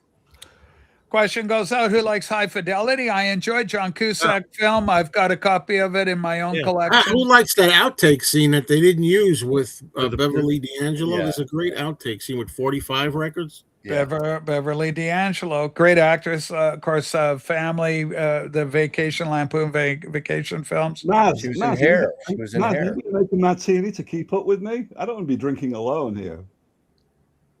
Are you going to mix a I martini? see you've had a challenge. It's only Tuesday. I don't usually drink till the end of the Hey, week. Mazzy ran out of Dubonnet. He can't. I'm going to know and yeah. Okay, there's no need for this kind of language. Mazzy, you obviously live in the Criterion closet. Yeah, he made that joke to me. So Joel, Oh, go get it later. Joel. Well, see, You're going crazy. this side of the room. Okay, this during the pandemic, this was the archivist's office, but this side of the room are my. These are old IKEA shelves from 20 years ago. They're cheap. Yeah. They're great. They're mounted to the wall, and then the Beatle book collection is here. Oh my goodness. Yeah, Beautiful. So, I mean, you guys, you get it. You get it. we you know. get it. Yeah, I get it. Collectors Anonymous, I'm going to be doing. I think so, Joe. I think you might have something there. Go ahead, Eddie. Question for Mazzy. those DVD shelves, do they connect or they just mounted onto the wall? There's 1, 2, 3. There are 4 of them, and they got these little piping things. See, I have them literally hanging on the wall. But the weight. The nice thing, the weight is not so bad because the bottoms like sleep on the baseboards. Yeah, Right. I had bought from a guy in Canada. He manufactured his they're own screwed shelf on. You see system, that- and you could they're connect them. screwed They're into all the wall. iConnect. So as your collection grew, you could add on. But that guy, I guess, went out of business. So I was only able to get like 3 or 4 of those shelves. Yeah. So Well, it's a wish they were shame. still around, Because you start collecting one way, you want to get them all. right. Okay. And what do we got? Mom and Dad Mazzy? Mom and That Dad. Mazzy with the parents from Seinfeld. Oh, bless them. Bless their memory, man. Look at Mazzy with his hair. Yeah. I know. Look at. I mean, there's the family shots. Michelle and Joey and I. And Yeah, hold on. Okay. Are we For just- Mazzy. I thought for a minute. Are we still on the trail of Mazzy's papa? Hey, Mazzy, show everyone we this. are. okay, Show everyone here's this the biopic of Rob.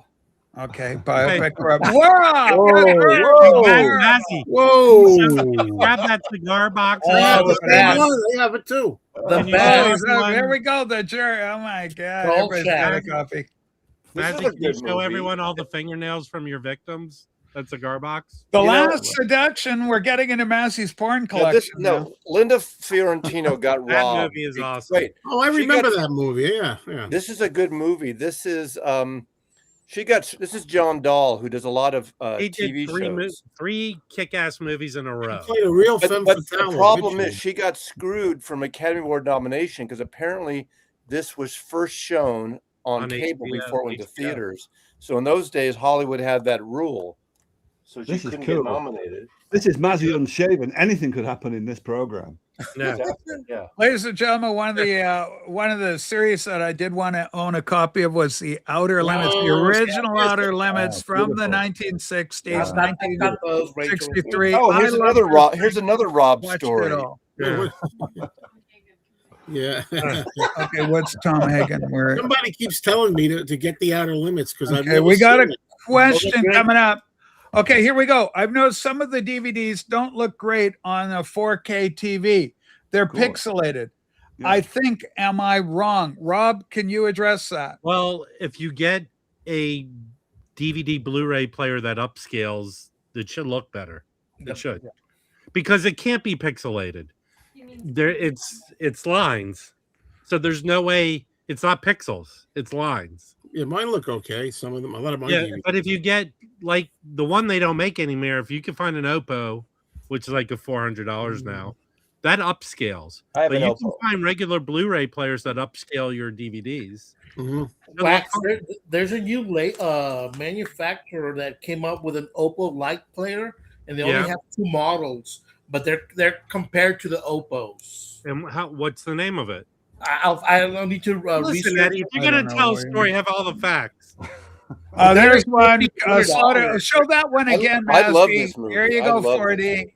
Hold on. Oh, yeah. Here we go. This is a Yeah, I've great got- movie. I've got a poster of that in the other room. This is up Norman on the wall. Jewison. Oh, George Roy Hill. George My Roy Hill. favorite, Mazzy starred in Slaughterhouse 3. It wasn't as good. Ha, ha, ha, ha. There's 2 more better. Do you know probably what's never an heard of- Only interesting got really story? pleased with Slaughterhouse 5. Yeah. Oh, Massey, look at Yeah. that. Very ladies' night in. Holy No stuff. sex in the Rachel, city. before I forget, while I Yeah, have it go. on the tip of my tongue, there's an anime called 3 Godfathers, Yes, I know that movie. and it takes place in Japan during Christmas, and it's a trans person, an alcoholic, and a runaway, and they find a baby. So it all takes place. in I've one seen night. it. We've seen that. I've It seen is that awesome. film. I mean, Yeah, the I've seen writing, the I think it's characters. Rachel. That's a long throw from John Wayne, though, Eddie. Oh yeah. All right, Eddie? I found the player. Okay. Hitachi or The base model is $1,800. yeah. What's the It's brand? called Magnetar. Magnet. Yeah, there you go. Princess Mononoke is the film you're talking about there. Princess Mononoke. But yeah, the one you're talking about, Eddie, Sue and I watched that one It's actually. awesome. Yeah. I like the Ghibli studio stuff, Ghibli. I've watched a lot of and I own a number of them. I showed The Wind Also Rises, but we have Spirited Away and we got Howl's Moving Castle, and we got a bunch of them. Let's You put know it what that I'm way. potentially excited about? What are you You potentially? know Ryan Coogler? Yes. Ryan Coogler? He did Sinners, Yeah. one of the best movies of the year. He is producing and directing and be the showrunner to begin with. And people are going to say, oh, we don't need it. But he's doing a whole reboot of X-Files for television. We And don't need it. We don't need it. it's just more stories with different stories. Give So me it's, the pixelated DVDs anytime. I have all that. I love the X-Files. So I think that was a great, if they have the right team like they did last time, look at all the great directors and writers that came out of that. Look at Better Call Saul and Breaking Bad came out of the X-Files. Those movies, you know. Well, All right, we got another film on the way. Here we go. This is what I wanted to look. I just wanted to see who the hell directed this thing. Well, for the love of Mike. Okay, here we go. So I was saying Zemeckis, but what we got here is Tim Burton. So Pee-wee's Big Adventure is Tim Burton's first film. Yeah. And that's why Criterion. Well, after managed to, Frankenweenie, get the it. short. By the way, folks, here's an example where 4K to me didn't change the world.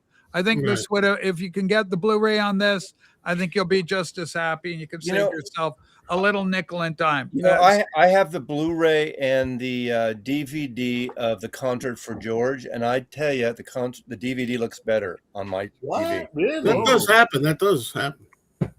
Yeah. I know they just I wonder recently announced on Criterion the latest version of Frankenstein by Guillermo del Toro. So that's going to be coming out in 4K. Eddie, I what's can your watch favorite? it every night free on Netflix. What's your favorite sword-based live-action Japanese film that you would recommend for fans out there, or people curious about the genre, and that you go, here's one that'll get you involved, and it's a great story? Well, it depends if you want something that is grindhouse. I think the Lone Wolf and Cub. Yeah, that I like that because of the schlockness of it. You know, the blood squirts. You know, 3 feet high, and how bloody it was. But there's some other serious ones like Three Outlaws that is awesome. The Zatoichi series is amazing. Zatoichi is a great series, and it's available on YouTube, folks. So if you're interested in a great Japanese series, there's movies, and then there's also the television series. There's both, and they're all available on YouTube. Not all of them, but a lot of them are. Rob, what do you got? Okay, I got some good ones that are not. All right, here we go.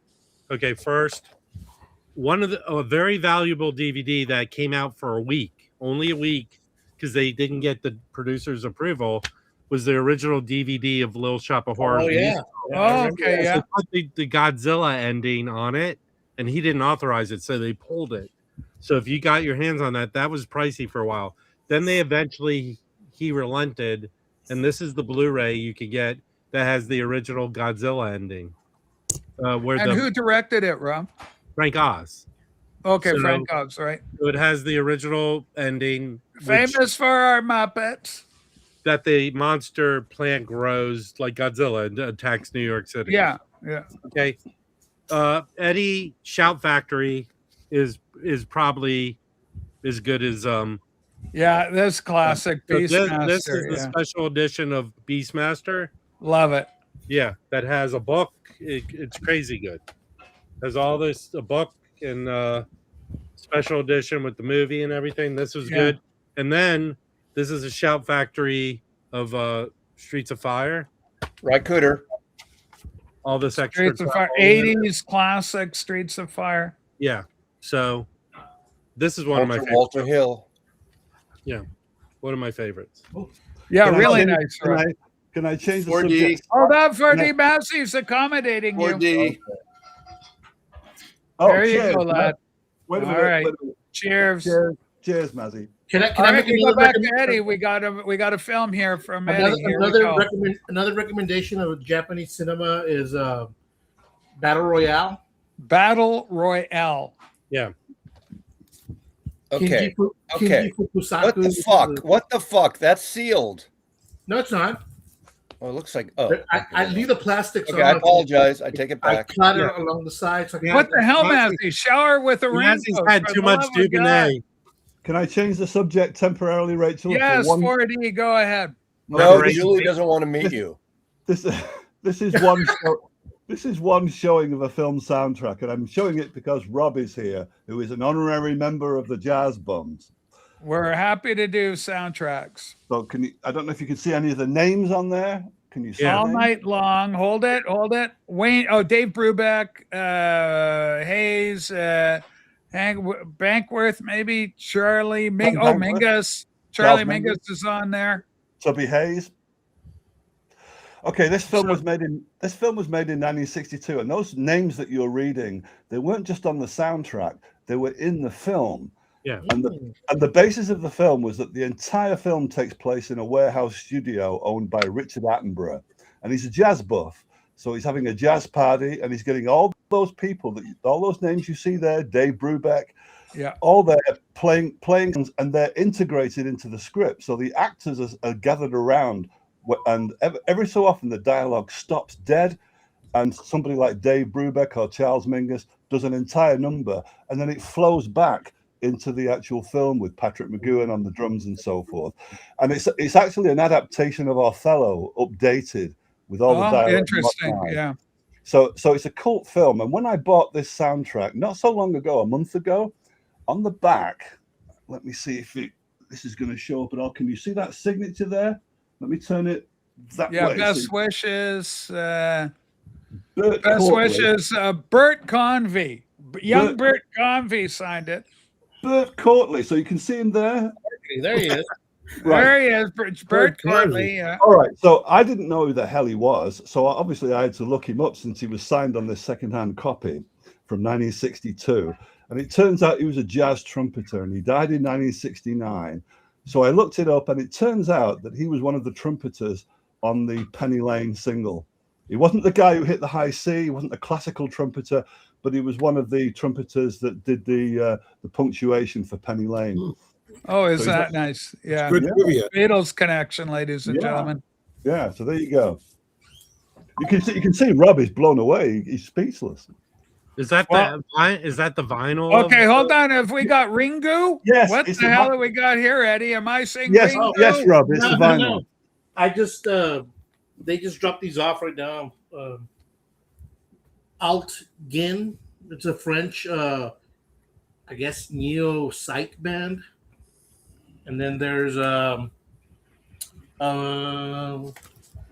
a collection. Blackwater Light. They're in LA psych band. Oh, look at that. Yeah. And then the Brian Jonestown Massacre. Love the Massacre. Yeah, they're great. That's it. Yeah. I've got about 6 Brian Jonestown Massacre albums. I know Massey's got a few. Cheers, man. I think I have 3 or 4. I saw them a few times. They were from San Francisco originally. So, ladies and gentlemen, Sue's going to be really happy to know that we just ordered up. We had to get our order in. Hold on, let me take a look. What have we got? We got The Sorcerer on 4K coming, Sue. This was a recommendation. Again, it's Criterion, and I believe it's spine number 1117. 1117. Rachel, you're always you're worse than me, because I get accused all the time of shilling and asking people for money, which I really don't. I don't do. But no, I do. Ask me for some money. You should every time you mention something, you should find there must be some AI app that if someone buys something you mention, goes through Amazon, and you get your cut. I love the idea, but here's something else has just happened. Arrow Video affiliate. It's an affiliate caliber on 4K, and I'm hearing very, very, very good things about it. I have it on Blu-ray. From what I'm seeing, somebody did a side-by-side comparison, Sue, and I were watching. It's night and day. The 4K kicks its ass. Eddie, can you tell the kids a little bit about HDR and what that means? Because not every 4K is going to have HDR involved with the production or the processing. Isn't that a filtration system? It's the HDR? coloration, so it makes the colors super bright and colorful. That just they assault your senses. They do such a great job. So if you see one with HDR, generally you're going to be in for a real visual treat. It's 4K on steroids, to my thinking. Rachel, from Okay, the we'll go to Mazzy first, then we'll go to this Rob. was a fundraiser in 1964 for, remember Junior Achievement, that kind of Yeah, organization? JA. We called it Right. JA, yeah. Get around. This is a bed sheet from the Hilton Hotel where the Beatles stayed, in one of the 3 rooms the Beatles stayed in San Francisco at the Hilton in 1964. Okay, so this is a second. Now, was this your own little business, JA, No, this your is project? not my business. I was what, barely 10, and I missed the Beatles, but years later I got a bed sheet. Yeah, he started staining his bed And sheet. this Oh one does- my God! It was, You know, it was I when tell he ya, became a man. I did a DNA sample. I got a black light, and It's John Ringo. Lennon could be my father. Holy smokes, Mazzy, we're looking for Papa. Go ahead, Rob. So for the second time, 4D ruined the stream by showing his record album. So I have this one, Rachel. The soundtrack. Okay, Robert Carradine, as we remember him today. Yeah. Hey, we saw that this morning. Well, Listen, it's the afternoon Batu shift. record, Eddie. It's the afternoon shift. Yep. It's nice Now, that you have Rachel, that. if anyone's watched my stream this morning, Yes. Mazzy was rudely texted Warlord, Jerome Moran. information about me. Good Hang score. on, Joe. We're going to go to you right No, after it's we hear okay. Mazzy. I just happen to have it here on the floor for a reason. Good It's not score. funny. Good score. So Rachel, someone Yeah. just texted me Yes. that Mazzy's favorite part of DVDs is if they're encoded for the visually impaired. Yeah. He likes hearing the descriptions of dirty movies. I absolutely love this comment. Rachel, you are a trippy rainbow. I agree. Thank you for that. I've got to get the Warlord. I didn't realize it Chuck, was Gatefold. All right, let's talk about the Warlord. Show Well, I me, don't know. Joe. I never, even though I'm a Charlton Heston fan, I've never seen the movie, believe it or not. But I it's just a good picked it film. up to pick it up, really, for the. Oh, Oh, No, it's a Richard good Boone, score. of course. Yeah, Yeah, ballad. Jerome Ross did The Big Country, folks. Kind of gatefold and book. Beautiful. Yeah, nice Oh, yeah. production value on Well that done. show. And I've All never, right. I've never seen it, you know. Gotta get Yeah, that. Charlton Heston. Now, here's speaking of Chuck Heston, we got Ben-Hur has also just been released on 4K. Yeah, oh, that's the best, greatest movie ever made. A lot of people are talking about this 4K, saying it's absolutely stunning. What I've heard. And so it's one to get if you're interested in that. Joe, do you have a 4K TV and player combo? I have a 4K TV. I don't have a player though. But I've said I don't want to go down the rabbit hole. I'm really happy with Vinyl Blu-ray. community, I need you to let's do a GoFundMe. Let's get Joe a 4K player. Let's Nah, give him a present. We love Joe. All right, what do we got, Mass? Ooh. Tomorrow in San Francisco at the Chapel, which is a great club in the Mission District, there is a night with musicians, a tribute to George Harrison on his birthday tomorrow. So if I was in San Francisco, I'd go see the show. That's but a I'm cool not. poster. Yeah, it's a great poster, isn't it? So anyone in San Francisco, go to the Chapel. I don't know if it's sold out or not.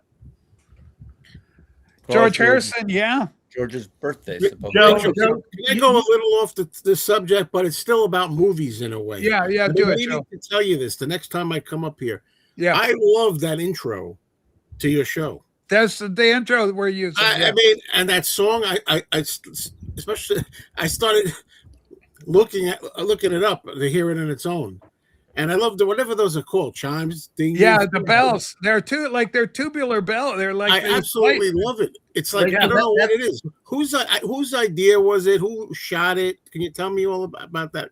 like about the original or about my video. Your intro. Well, your the intro. video, the intro, was it your idea? Somebody It else's? was my idea. I was inspired because for whatever reason, Joe, that song, it's by the Book of Love. The Right. song is called Boy. Right. And it missed me in the 80s. It came out in the 1980s, around 1985 or so.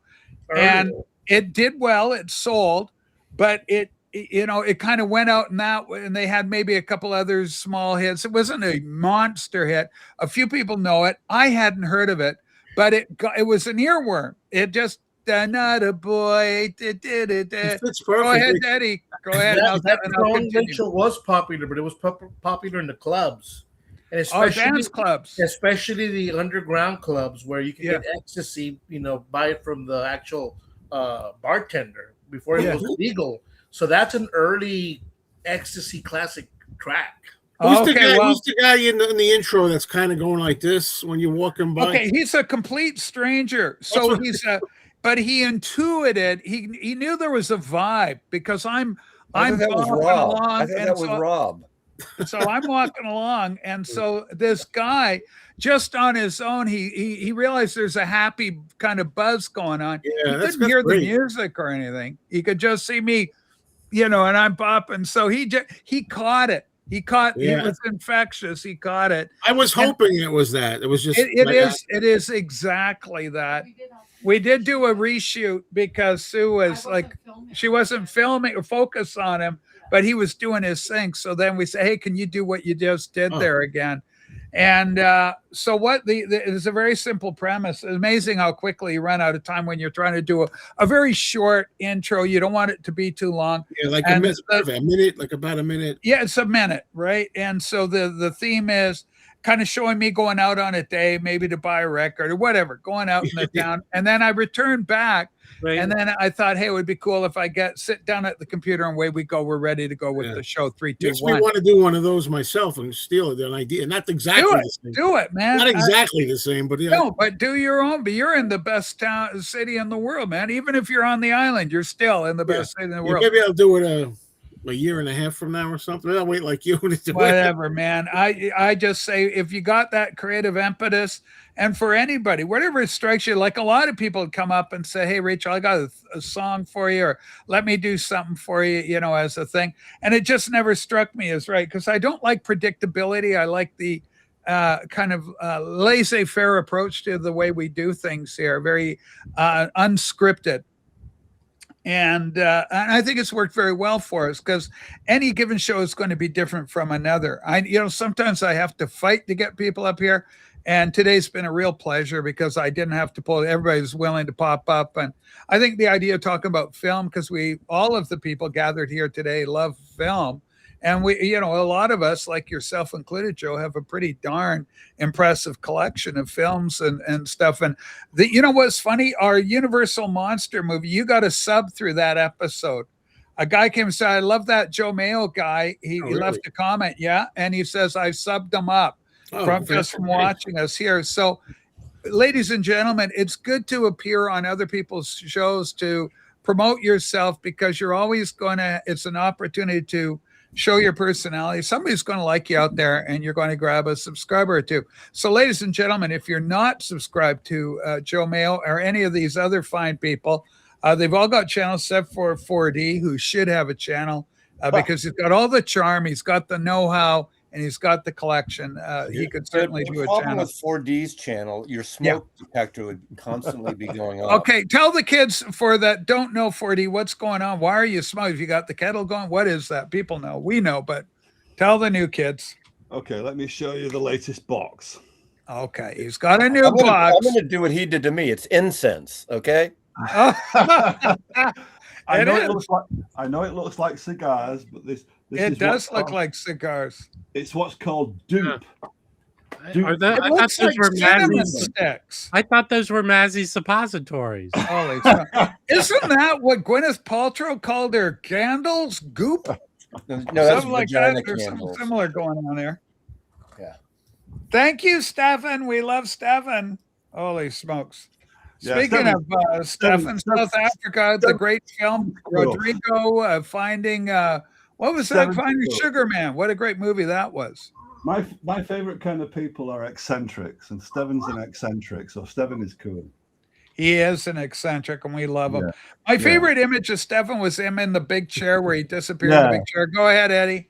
Can I agree. show my latest? This is going to be my latest project to get framed and Ooh. Whoa, Pero en pugno. Eddie. Pero en pugno This di is- dollari.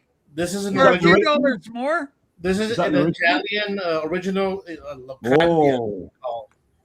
So I'm going to send it to get framed and beautiful. Beautiful, Eddie. Beautiful. deacidified and mounted on linen.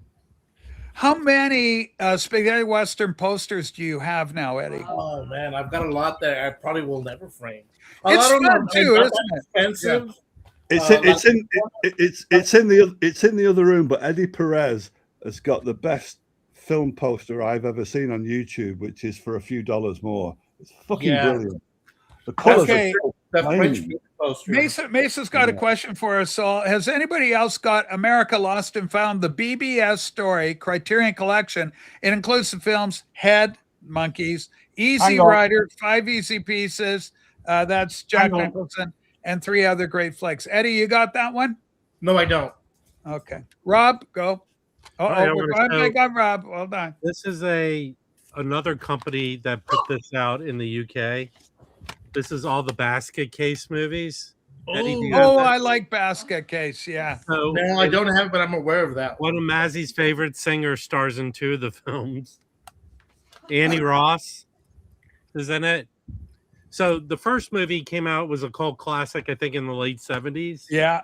Then We saw the director made 2 movies together that are just fucking awesome. And they're the Basket Case 2 and 3, like 10 or 12 years later. Yeah. It's so good. I the- believe Basket Case is available on Arrow or Kino Lorber right now. You can go out. this It's version was available. put out by Second Sight. Oh, Second Sight, yeah. Yeah. Aren't they out of Australia? I thought they were out of the UK because this is a UK, Okay. but it's got a lot of extra stuff. It's awesome. This is so good. For people that don't know Lee Van Cleef, they know him only from the Clint Eastwood films. He did so many films on his own with Spanish, Italian cast. There's a whole library of Lee Van Cleef films. He was so good as the bad in The Good, the Bad, and the Ugly. He's the bad, and he's so good. And that classic scene where he's having his soup and the and the guys in his little house, and he comes in there. That was recreated and used by Quentin Tarantino in Inglourious Bastards at the beginning, where he has the milk and he's being at the Inquisition no one expects the German or the Nazi Inquisition. Christoph Waltz does and that's the reenactment in Inglourious Bastards. He's lifted it directly from Sergio Leone's film. He does that a lot, more than people probably know. Yeah. Yeah. Oh, Well, yeah. the influences, right? People wear their influences. Well, I mean, he does it- considering he didn't go to film school, he was self-taught. well, film school was his video shop he worked at. Yeah. Yeah. We all have a film school. Exactly. Alval goes, Death Rides a Horse would be an example with Lee Van Cleef. That's that poster right there. Okay. Oh, hang on. There we go. We'll make it big for that. So, Mazzy, do you have any film posters in your collection? You got a lot of art, a lot of pop culture reference. One of my favorite movies, and I have a poster of it, and I just have nowhere to put it now to get it framed. But Yeah. I have the lobby card of the Wim Wenders' American Friend. It's the second ever telling of a Ripley, the talented Mr. Ripley.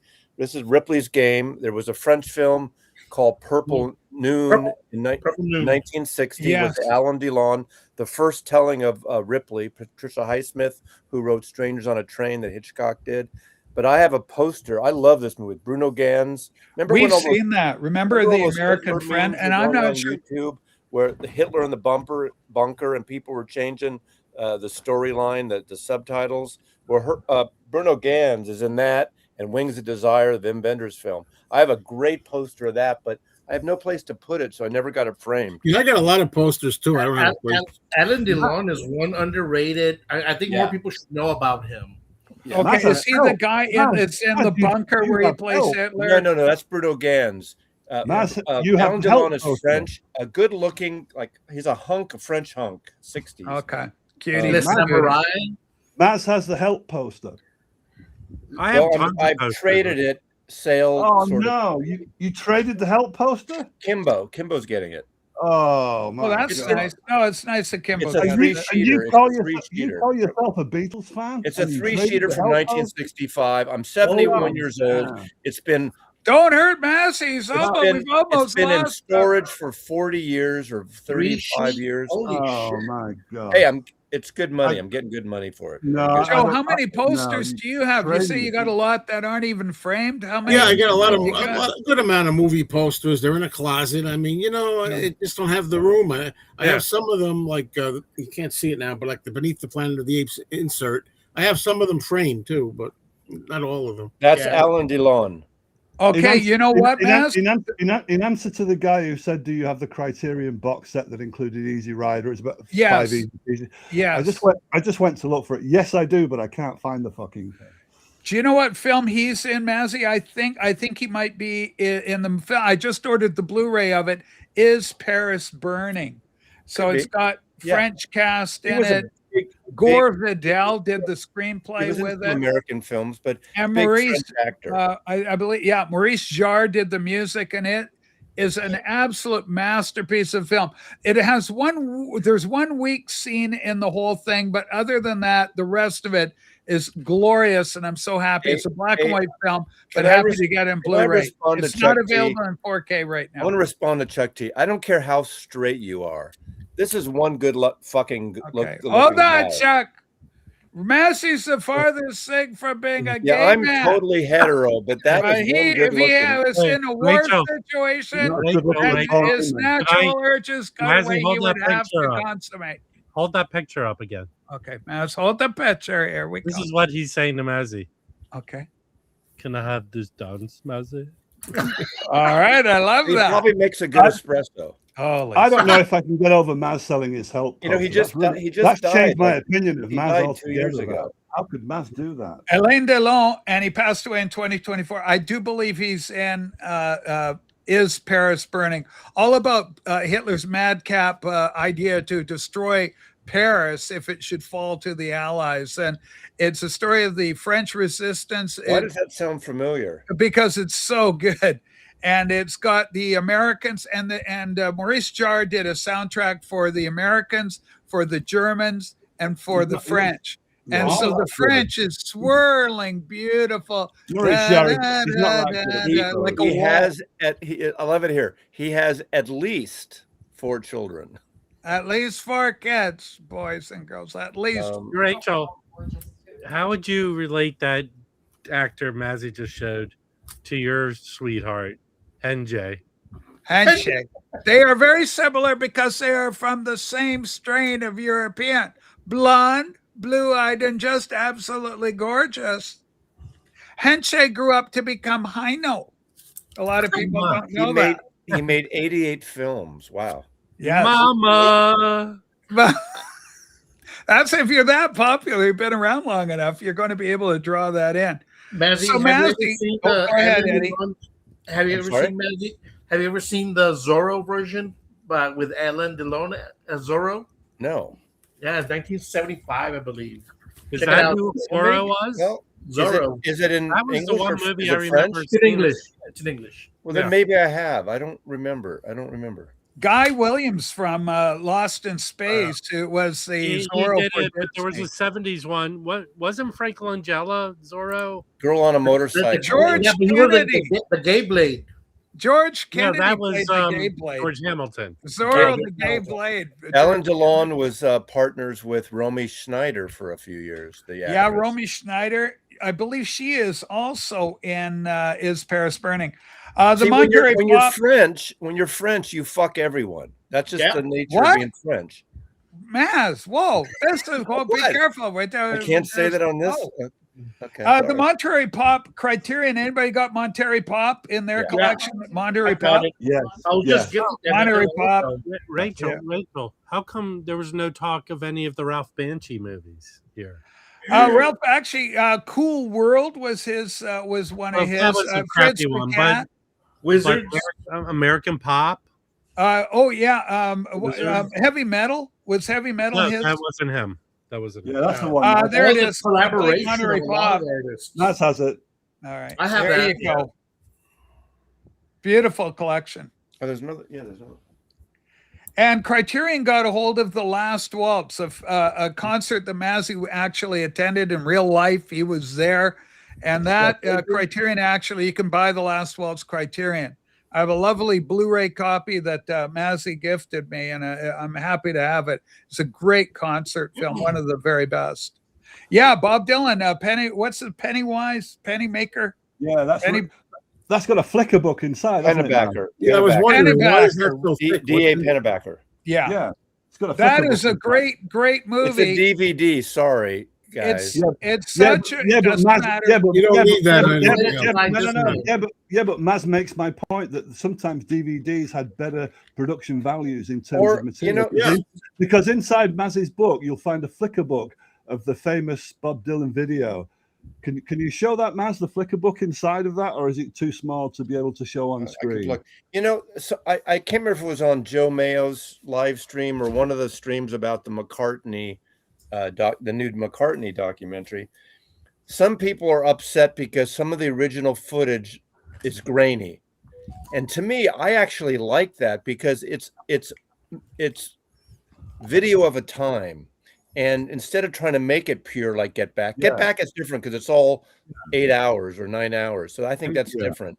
Can But I I tell like you- when they can I have that tell you- vintage showing. Well, So it depends on the film stock that's being used too, Maz. Go ahead, Rob. So when I first moved to LA, I was interning for Jersey Films on the Sony lot. And Sony was the first company to put out that HD video, right? Or Yeah. HD TV sets. HD TV. You went in the lobby of one of the buildings. Mazzy can't even operate it properly. Oh yeah. He's doing Bob Dylan, Subterranean Homesick Blues. Exactly. So when you went into the building, they had a TV, an HD TV, playing Lawrence of Arabia. And this is how good the HD was. The original transfer from the print to home video was so grainy. When it was blown up for HD, you could see the flaws in the print. Well, that's why it's going to be interesting, whatever Danny Harrison does with Concert for Bangladesh, because that was shot 16 millimeter. When it first showed in theaters, it was blown from 16 millimeter to 72 millimeter. Wow. So the grain was And like, not the best lighting. Yeah, right. It's dark too. right. Yeah. So, you know, I loved it still, but I think that I can't wait till that comes out. Is Yeah. redone. The scene where Donovan meets Dylan and hanging around, there's a lot of dynamic going on in that. And Don't Look Back. They were Rob, absolutely go ahead. good. Can you highlight the Putz Duha Dave's comment, please? Duha Dave. Whatever his name Okay. is, Duha Dave. Okay. Rob wants to know. Okay. Duha Dave. Actually, I'm representing a class action against you for stealing Dave's records because there's 5,000 other guys named Dave's records. Holy smokes, that is just crazy. Well, there was controversy. I own Barry Lyndon, which is a Kubrick film. And there was a lot of talk about the grain in the Criterion, whether there was too much or, how they handled the grain in Kubrick's film. I mean, unfortunately, you're left with whatever source material they have, right? Nice poster. The idea is to try and keep it as original to the director's intent. And so in a perfect world, because the 35 mil film has a certain degree of grain on it, but you don't want to, when you're processing, you don't want to overemphasize. You want to get a nice kind of middle of the road space for it all. Eddie? I think in the beginning when high def was being made available, the whole thing about keeping the grain is that if you scrubbed it all, the images look waxy, they look fake. Yeah. So you want to keep some grain, not too much, but just enough to give it a real film look. Are you bashing me, Eddie? Hey, no. Hey, Doodah Dave, you're more Dave. You're more do than da. Trust me. I must confess, I this is sacrilege, but I like the images smooth looking. I hate you grain, don't like even film though grain? I know grain is film. Yeah, film is made up of grain, but when I don't want it to look like you could see a bunch of ants. Or well, Yeah, too, yeah. too grainy. Right. I hate that. I like it. I like when they smooth it. I hear they're making a sequel to this. Yes. I think this is one of the best That movies is a ever funny made. movie. This is better than Citizen Kane.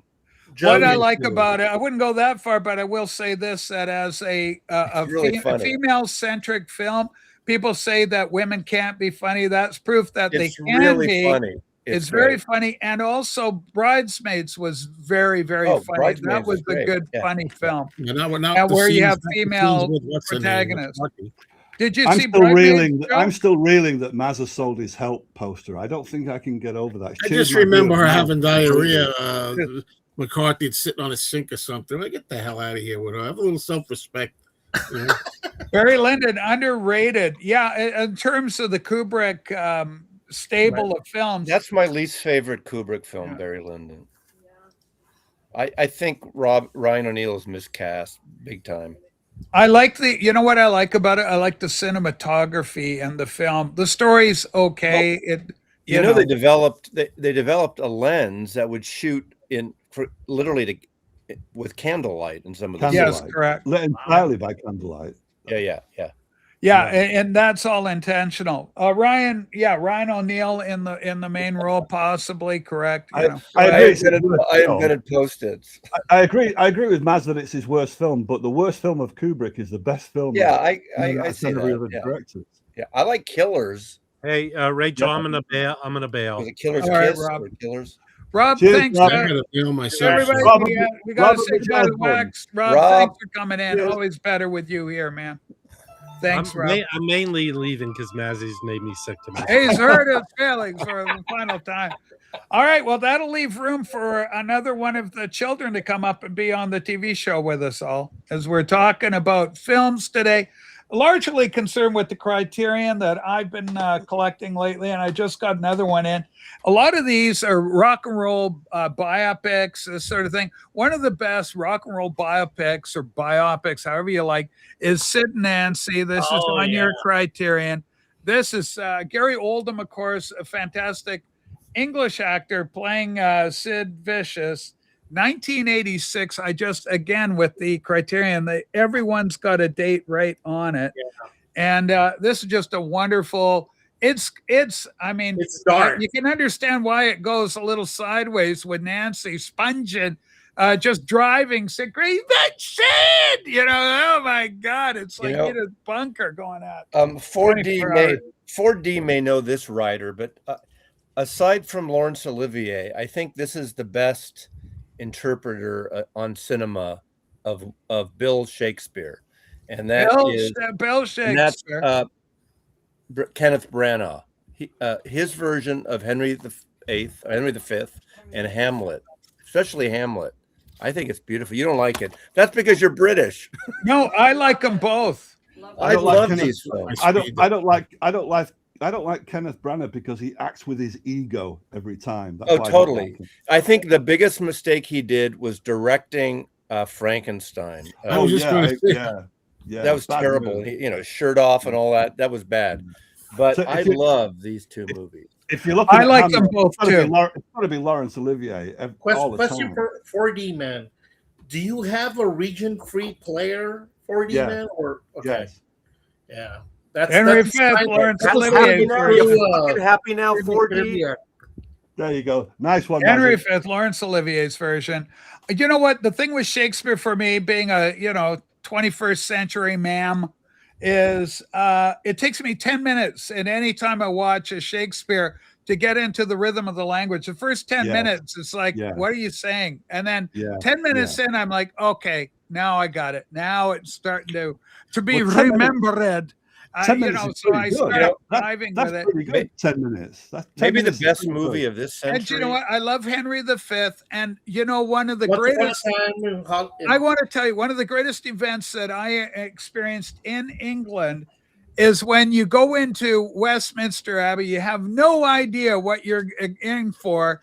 I had no idea what I was in for. I go into Westminster Abbey and I see the tomb of Henry V lying there, and a tear shot out of my eyes right away because That's- he's such a yeah. great symbol of England, and I Yeah, love that- England so much. Home that- of my beloved Beatles. Hey, That there it speak- impacted me there emotionally, speak- so there very speak- very powerfully. There speaks the genealogist. The poet in me is the genealogist in Rachel. Hey, Sticker Mania, I'm going tomorrow to see Elvis in IMAX. So, Oh yeah, I Elvis gotta get and ready for IMAX. that. Yeah, but this might be the best movie of this century. I own a copy of Well, that man, as it well. was Matthew. I'm humorous. kidding. I'm kidding. I'm kidding. No, it's it's humorous, it's a though. great little like it. Bruce. It's- What's his name? Bruce McDonald to Bruce And Ozzie Davis. and Ozzie Davis Oh, can I just as thought of John this. F. Kennedy. Go ahead, Joe. Can I make a Planet of the Apes comment that from an hour and a half ago Yeah, that I forgot about when Eddie was saying about Roddy McDowell being in like 4 of the movies? You know, he's he wasn't not in the- Beneath the Planet of the Apes. Also, there's another person that was in 4 of the movies. Do you know who it was? Kim Hunter, No, Natalie Trundy. Natalie Turner. Well, yeah. Okay, Oh, now yeah. what did She was Natalie the wife. play? She was the wife of Arthur P. Jacobs. Yes, Well, the it's wife one of of the Arthur P. mutants. Jacob. But the Yeah. thing is, she ran the gamut. She was a mutant, like over here, like a mutant in Beneath the Yeah. Planet of the Apes. Oh, okay. And then she was a human doctor in Escape from the Planet Yeah. of the Apes. And then she played a chimpanzee in the last Yeah. 2 movies. So she, Okay. she played like all 3 mutant, Yeah. human, ape. Well, she was married You to can tell Joe's a big fan to know that. Arthur P. Jacobs. Yeah. Oh, yeah. Yeah. And I met her. Let me tell you, I didn't meet her. I on the phone. I talked. I used Oh, to okay. interview people. I have tapes of these people, and Cool. I tell you, she had a few because she didn't make Yeah. any sense. Joe, have you done What kind of anything with girl? those interviews? So this is news to me. I didn't know you had this collection of great interviews. That you Yeah, could I do. have interviews on tape by a lot, cassette. A lot of them. We were going to do. Friend of mine. This is going back into the 1990s. We were going to do a project with this, and it never came to be. But I have a lot of interviews. Kim Hunter. I went over to Kim Hunter's house, Wow. her apartment in Greenwich Village. I got a Joe. photo there. And all these her- people are gone Joe. now, so they're really invaluable. What you have, Joe, are Yeah. extremely valuable. Joe, have you got to the stage of transcribing them yet? No, I haven't. Joe, it's worth doing, man. And James Gregory, who was really near the end, like the end, he was very a little senile. I think. Well, come up here, Rob, and make it a sextet. Holy smokes! We love Rob, it. Rob can be Yeah. Urko. Rob Orangutan. can be Urko if he comes up. Yeah, He'll be the orangutan with his orange hair. yeah. David goes. Kim Hunter was in The Seventh Victim. Yes. So there you go. I Full think that was her circle. first film. I think. She was also, wasn't she also in Streetcar Named Desire? Yeah, Okay. she won the award for that. I saw her Academy Award when I was there. Was she? Who was Blanche? Was she Blanche in that? Yes. No, Stella, Vivian Lee. She was Vivian Lee. Marlon Brando's partner. Stella? Yeah. Oh, Stella. That's what I was thinking. Of Stella! Stella. Yeah. Apparently, Vivian Lee got around in Hollywood. Really? Does Yeah, Jamie Lee Curtis she know had- about Mom? She had a Or Vivian Lee, not Vivian Jamie Lee. Lee. Vivian Lee. Vivian. Well, she was bipolar and had issues that resulted, I think, contributed to her early passing. Go ahead, Matt. Somebody in This chat said is- somebody in chat said about an hour ago that Vivian Lee was a great actress, but crackers. I don't know who it was. This is Yeah, a, that comment did get out there. this is a perfect favorite of mine. This is a Japanese Russian Soviet Union co-production. I saw it in the movie theater and I fell in love with this movie. And this is Dersu Ozala. Kurosawa. Oh yeah, good film. Kurosawa directed. Capitan, Really good Capitan. film. It's so good. It's kind of like, you know what I You've liked a seen lot. You ever see Jeremiah Johnson? Remember, the Sue? Sidney Pollack film? great Peter film. Great Suazala. I love Jeremiah Johnson. That was And really it's good. not Yeah, like great that, but it's not unlike that. But this is a great, Fantastic movie, Mazzy. yeah, it's great. That film is available on YouTube. You can watch Derzu. It's Yeah, about a but you need Russian. to see it big. You need to pay attention. Obviously, it's in Russian and I don't know, not if it's Chinese or Mandarin. I'm not It's a sure. Russian film. Well, but Kurosawa directed it though. Yeah, another great Russian film is this one, Tarkovsky's Stalker, science fiction. This film, sadly, they feel led to his death of cancer. they went into a kind of Chernobyl region and filmed this film there, and it was all sorts of toxic waste around when they were filming it. But a very interesting film. A few of the actors died of cancer on Rachel, Laurence I Olivier. gotta run. I gotta have All right. take the dogs outside. It's that time. Yeah, I Thank gotta you get for going having me. too. Interesting subject. Thank you, Yeah. panel guests. Good talking to you, Yeah. Eddie. Nice I'm gonna talking to you get. too, Joe. I'm gonna Hopefully, get we'll be the going. last. All right, Joe, thanks Yeah. so much for it's always Hey, better when you're Come here over too, to my buddy. movie channel. Oh, he's gone. Come over to my movie channel, Eddie, if you can hear I this. can't keep up how many channels you have. He's, it's how many three you now. got It's now, Joe? What are three. you doing now? Three? Three. Well, I got the Mean Mr. Mayo channel, which is going to be Beatles Yeah. music. Then I got Mr. Cinemayo with a C. That's movies, TV. And then I got Mayo Loves Mondays, which is retirement, lifestyle, bitching about, ranting little irritants every day. That just life. Bye, Eddie. Yeah, it's Stalker's a science fiction film, right? It's science fiction, nuclear fallout, this sort of thing. It's very interesting. Tarkovsky, a slow, ponderous filmmaker. You got to settle in for the ride with Tarkovsky. It's a vibe, it's a headspace, but a great filmmaker and highly regarded. Go ahead, Joe. Well, thanks so much for being Thank here. you man. for having me. Talk Yeah. soon, everybody. All right, Joe Mayo, everybody. Mr. Mayo lives in his house. He's got stuff. All right, here we go. We got to go in this format now. Here comes 4D back from having possibly a poo-poo. We'll check in with him. How you doing, 4D? I just checking the chat, see if James Farley is still around. Farley, are you watching this show? Might be watching. We don't know yet. Yeah, Okay. someone, David Oh, Lisa. Laurence Olivier had Vivian. Yeah, but he was bisexual, mostly gay. So Lawrence, so it's coming. Olivia. Lord Lawrence. Yeah. Massey, do you feel Paul McCartney is going to end up being Lord McCartney, going all the way up the rankings? well, I mean, the Lord way things are going in McCartney. the UK, he could be one of the Mountbattens, because they're like dropping like flies. Well, time catches up to everybody. No, I don't mean dying. Like the Prince is the guy that formerly known as Prince from the Epstein files just got pushed away. Yeah, there's a bunch there. I mean, the dominoes are starting to fall with all that. So yeah, absolutely. I love me some Joe. A cup of Joe. I love Joe too. Holy smokes. When am I'm man. drinking a lot of coffee these days, I got to tell you. So anyway, I'm having fun. So with the Criterion, and I'm enjoying it. Big shout out also to Anthony, and it was two people really bombed me. Anthony dropped a beautiful birthday present on me, and one other person. We had two people do the same thing, but Anthony, audiophilia, Anthony, and then it was. I was so shocked. It was, yeah, me too. But anyway, we just want to thank everybody. Well, You spoiled me. Beetle Babe agreed with my comment that you should set up PayPal if you're going to do that seriously. Well, PayPal's set up. I mean, I've got PayPal. No, it's not. It's not set up on the.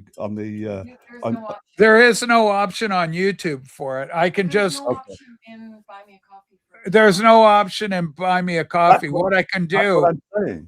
Yeah, but Buy Me a Coffee doesn't have that. What you can, if you're interested, all you have to do is go to PayPal, and I am Chrysalid at Shaw. There's my email. Rachel, Yeah, Mass.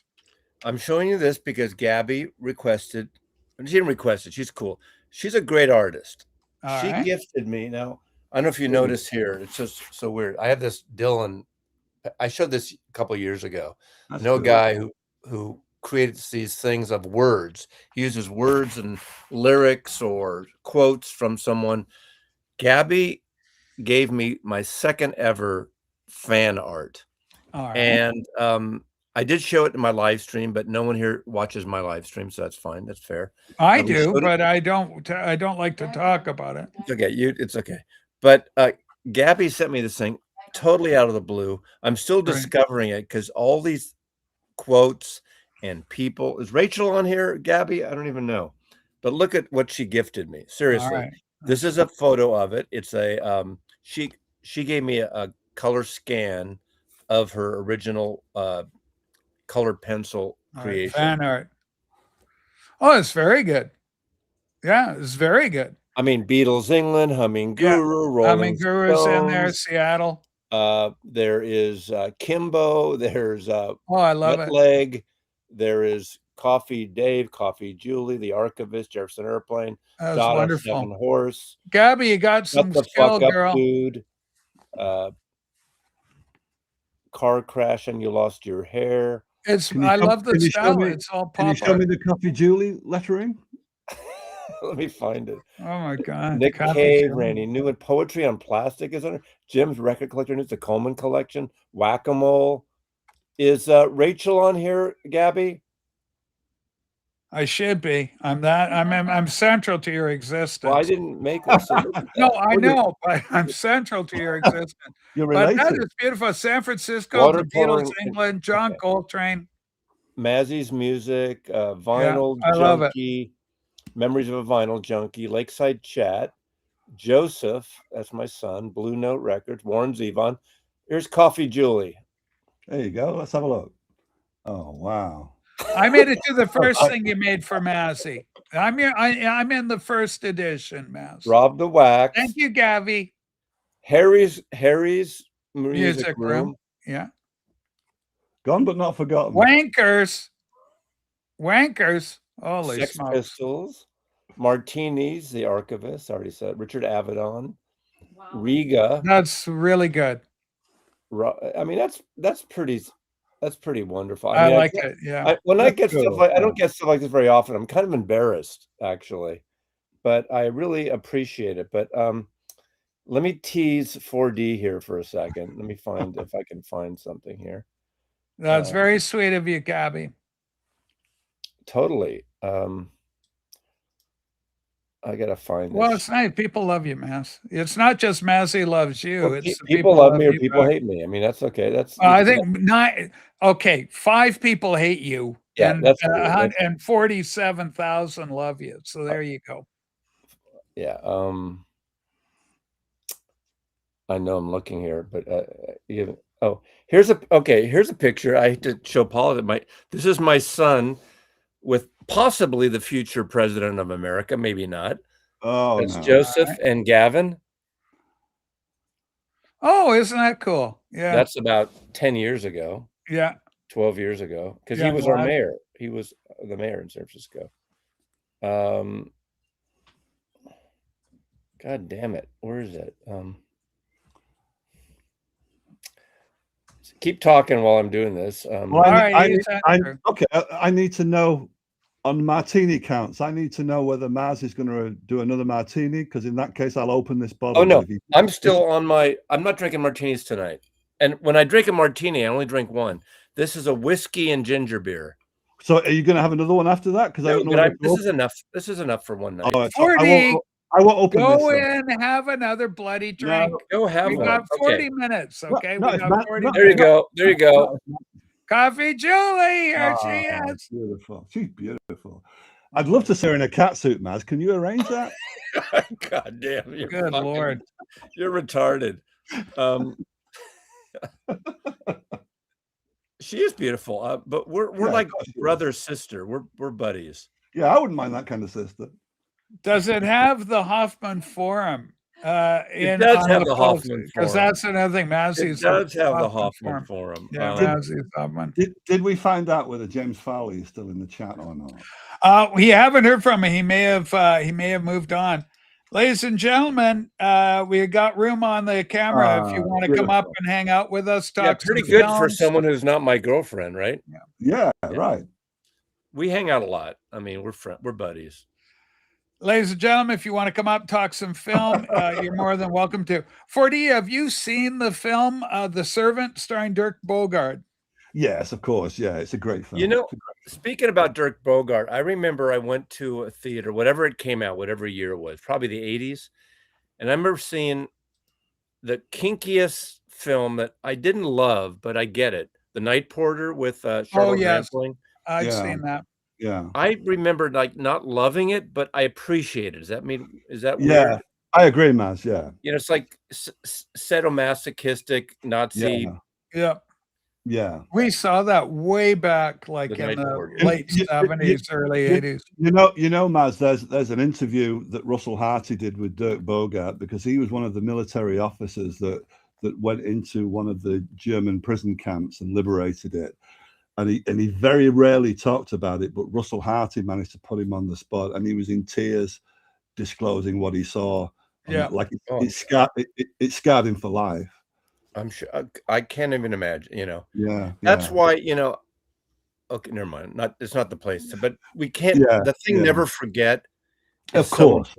Of course. And, when Yeah. and that's why it's so sad when there's a segment. But of you know what's people- wonderful, though, is that there's been some great films about the Holocaust. I that know, have but been done. people there's a segment of people we all know that's still like deniers that say it never happened. Yeah, they're morons. You're so not we one. don't I'm not listen to talking them. about here. No, of course not. But you know, but that kind of stuff just upsets me. You know? Do you know what? I'll tell you one thing I saw, Mazzy, when I was a kid, is they had the Holocaust Memorial Museum, Yeah. mobile. It was a train, and it was crossing North America.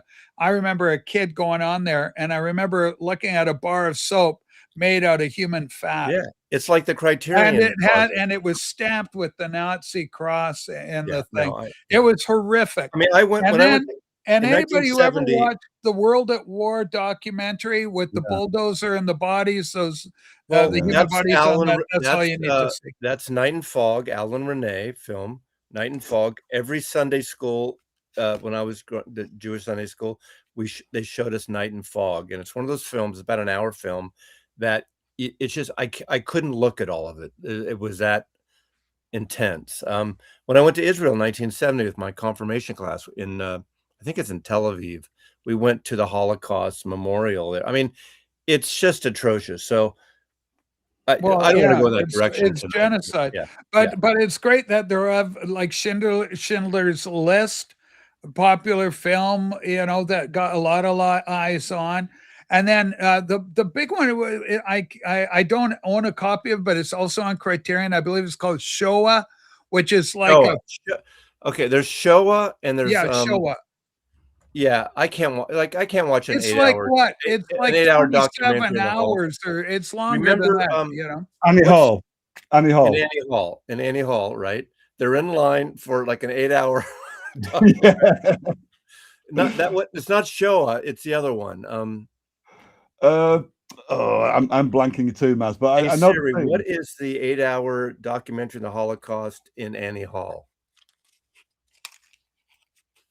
Do you want me to use Chat GPT to answer that? Okay. yes. Go Dan Keaton says, I'm not in the mood to watch an 8-hour documentary on Nazis. In Annie Hall, the 8-hour Holocaust documentary mentioned is a reference to Claude Lanzmann's Shoah, Oh, it is 1985. It is Shoah. It's Yeah. actually over 9 No, hours. no, no, no, where no. it focuses on It can't interviews and be, sites related to the Holocaust. No, because that's wrong. Because Shoah is 1985. Annie Hall is Yeah. 1976 or 5 or 7. Yes, that's right, Raz. So that's Yeah, wrong.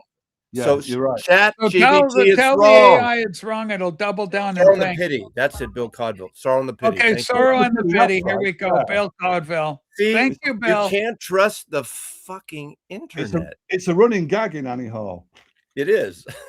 Well, you have to, sometimes with AI, you have to You cross-examine know it. and nothing work about it Marshall down. McLuhan. I happen to teach a Yeah. class. Isn't that fun? At the time, that film was groundbreaking. Some of the things I've in seen Is there. there a that film might be- 4D that's floating around out there that you want a physical copy of for your own collection that you don't have yet, but you go, darn, I would dearly love to have that, you know, and I keep looking and I can't find it.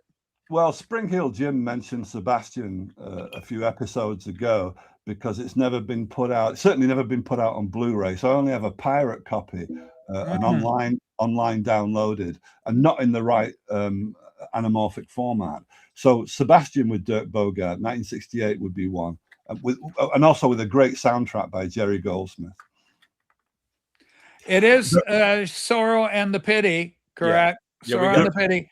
The- And the- Shoah, Stefan, who's Jewish, goes, Shoah is actually Yiddish for the word Holocaust. Holocaust. Yeah, So yeah. good to know. The reason I You asked know, whether you know. the reason I asked whether James Farley was still watching was because when we were on a show on Rachel's Ghost Oh, together, yeah. when we were on a show with Rachel's Ghost together a few episodes ago, maybe a month ago now, James Farley, out of the blue, asked, "Did I have any Art Nouveau art books?" And I think the reason he asked that is because of that poster. Because if you look at Chinatown, it's got the whole design of Chinatown, because the film is set in the 1930s, is very Art Nouveau. The way that the line turns into smoke. and the Okay, way we're going to go up and then we'll go to the bald guys. But right now we'll go up. So, Okay, there's Chinatown. If you can see through the incense, ladies and gentlemen. okay, yeah. If you can see through the smoke, the smoke on the poster turns into the hairstyle of Faye Dunaway. I love that movie. My mother, my sister. Yeah, I have that it's a- album. I mean, I have the film. Yeah. You know that is right. Yeah, that is our friend Ron Nasty Ron from the Nasty Ruddles.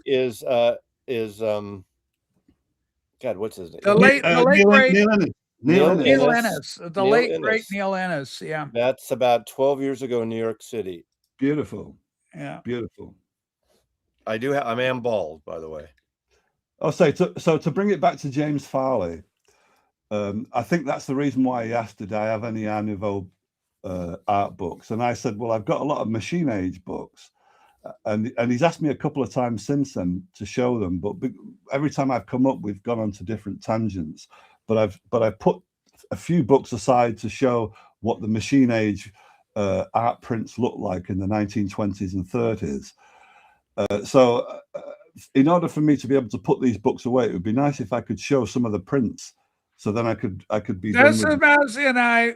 This is in our love. Yeah, This is our first date. that look at us. It's adorable. That's freaking adorable. Those were the days, right? Yeah, we were so young and in love. Yeah. There's me and Scoozy. Dave Brewer. That was a nice shot. Yeah, that was fun. Okay, so are you guys in the mood for a 5-minute showing of machine age art prints? Or Yeah, sure. Let's do it. So Art Deco is the order of the day. It's the period of Art Deco, but machine age prints were slightly different, and I can link it. Funny enough, to Criterion, I can link it to this Criterion. Oh, the foreign correspondent. Can you see the cover of that with the? Can you see the umbrellas, or is my lighting not good enough to see? We can see it. Yeah. Okay, so the reason Criterion showed that as an illustration for the cover is because there's a very famous set piece in that film where there's an attempted assassination in an Amsterdam square, and there's hundreds and hundreds of people around with umbrellas in torrential rain, so you can't see what's going on. So the overriding impression is loads and loads of people with umbrellas, and for some reason it sticks in the mind the way that Alfred Hitchcock film set pieces often does. Is Peter Lorre in that one? No, I don't think he is. I don't think he is. So this was 1940, and I've always thought that Alfred Hitchcock got the inspiration from the machine age vorticists, such as this person. Of course, yeah. For some reason, umbrellas feature a lot in machine age art prints from the 1920s and 30s, such as that one. And and also the German expressionist stuff. Yeah, but this is different, Maz. This is to do with think about the machine age. So it's the industrial age. So it's to do with moving parts, and it's to do with movement. But whereas with Art Deco, such as that Chinatown poster, what you often get in Art Deco is a straight line, and then at the end you get this curlicue, and it starts to swirl. So with the machine age artists, what they used to do is they used to cut their prints from linoleum. So they'd cut. I don't quite know the process, but they'd cut their figures from linoleum, make a print out of that. And some of the machine age artists were called vorticists, because what they were interested in doing is taking those curlicues of Art Nouveau and making them vortexes. so you get a lot of swirling movements. So what you'll see here is a lot of pictures of even gymnastics, such as, if I can show you this. So this is, I think this is a picture of the Oxford boat race. 2 pictures of the Oxford boat race. So if you see the movement that they're creating by rowing the oars is very typical of the machine age artist. So that's one example. And are we gonna have homework?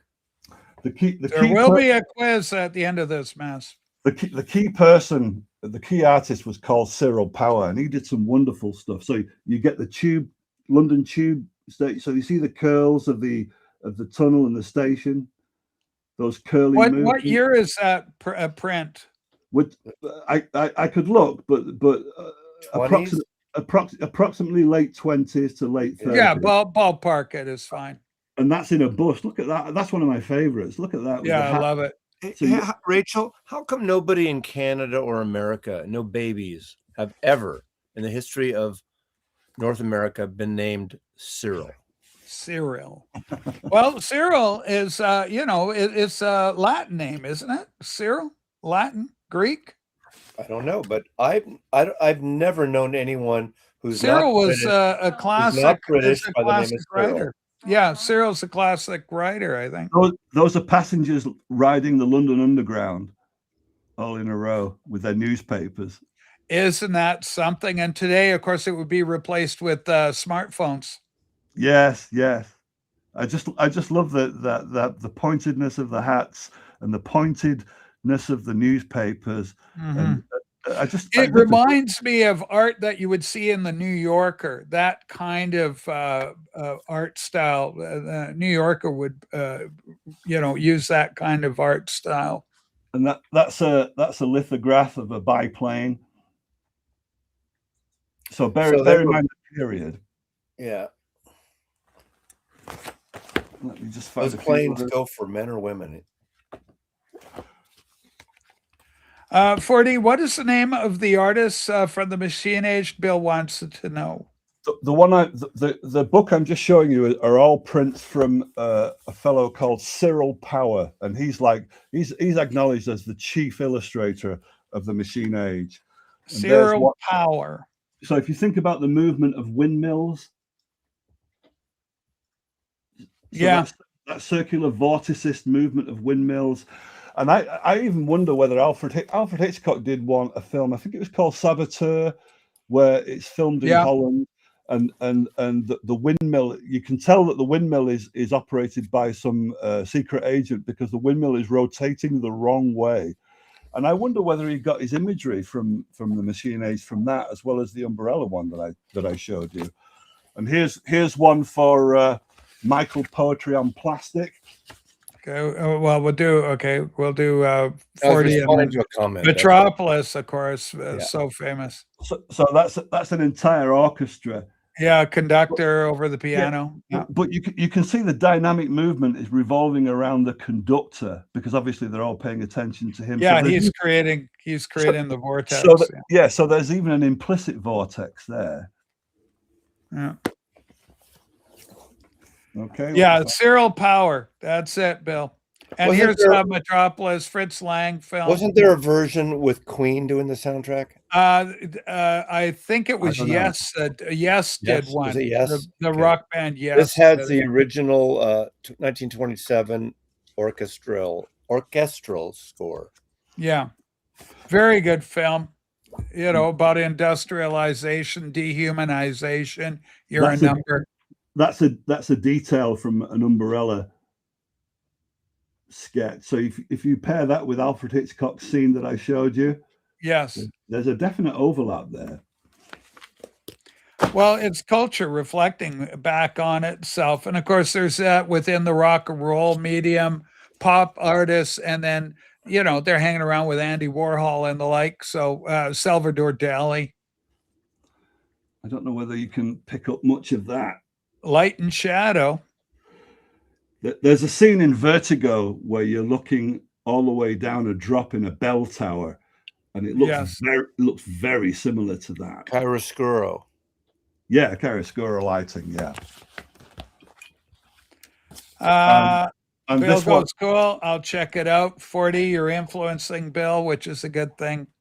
this is an elevator going down. Yeah, it's great. Love it. So you get the sense of the style just by, even if you don't read the text that explains all of this, you get the sense of the style. And there's another one from just an ordinary transport bus, but with a sunroof on the top of it. Well, what's beautiful about that is the use of shadow again. There, you can see light and shadow on the seats. Yeah, yeah.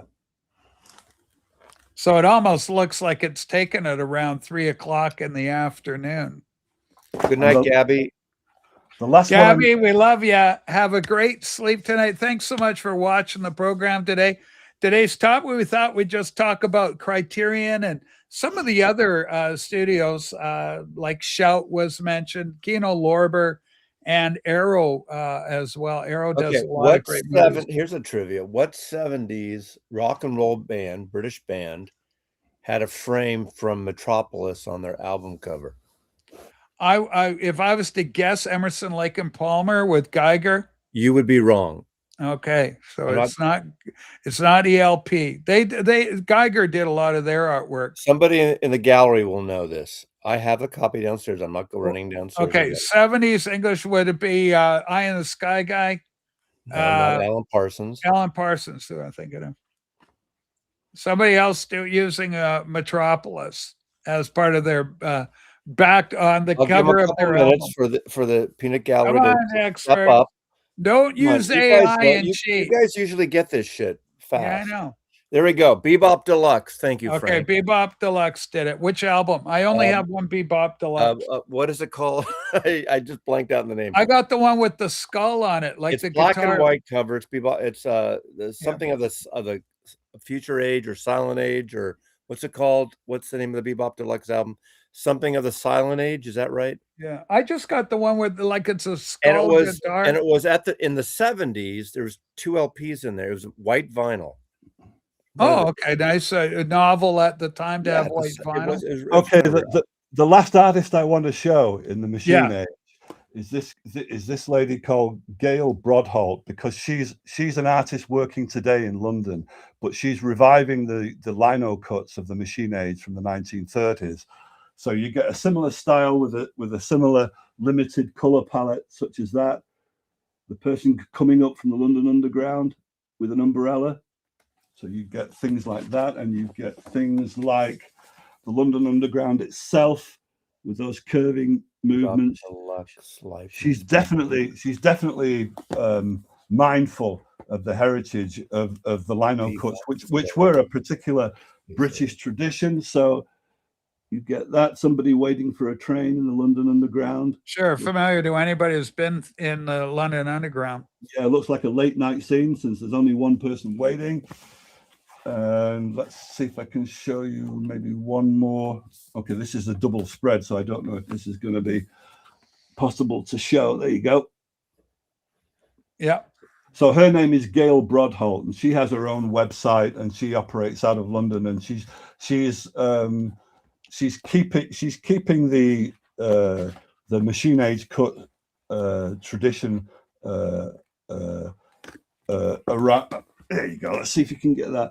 So you've got this limited color palette, and it's not too far afield from the old comic strips, which would have a 4-color tone. Mm-hmm. So you very rarely get more than 4 colors in these lineups. Well, yeah, and it's kind of it gives it a kind of a mod look, because at least on that one, the color palette there. Radio Gaga used clips from Metropolis. Last one. That's the last one. Yeah, lovely. There you go. So that's Kraftwerk. So, okay, so 4D, here's begs the question. What about this particular period of art entranced you or drew you in, and why? Because that's not everybody's cup of tea, but certainly it's yours. That's so difficult to explain about what attracts you to a particular style of art. Well, the fact that it is stylized, it's very stylized, so it takes reality and it bends it, it shapes it in particular ways that are they're not impressionist, but they are impressionistic.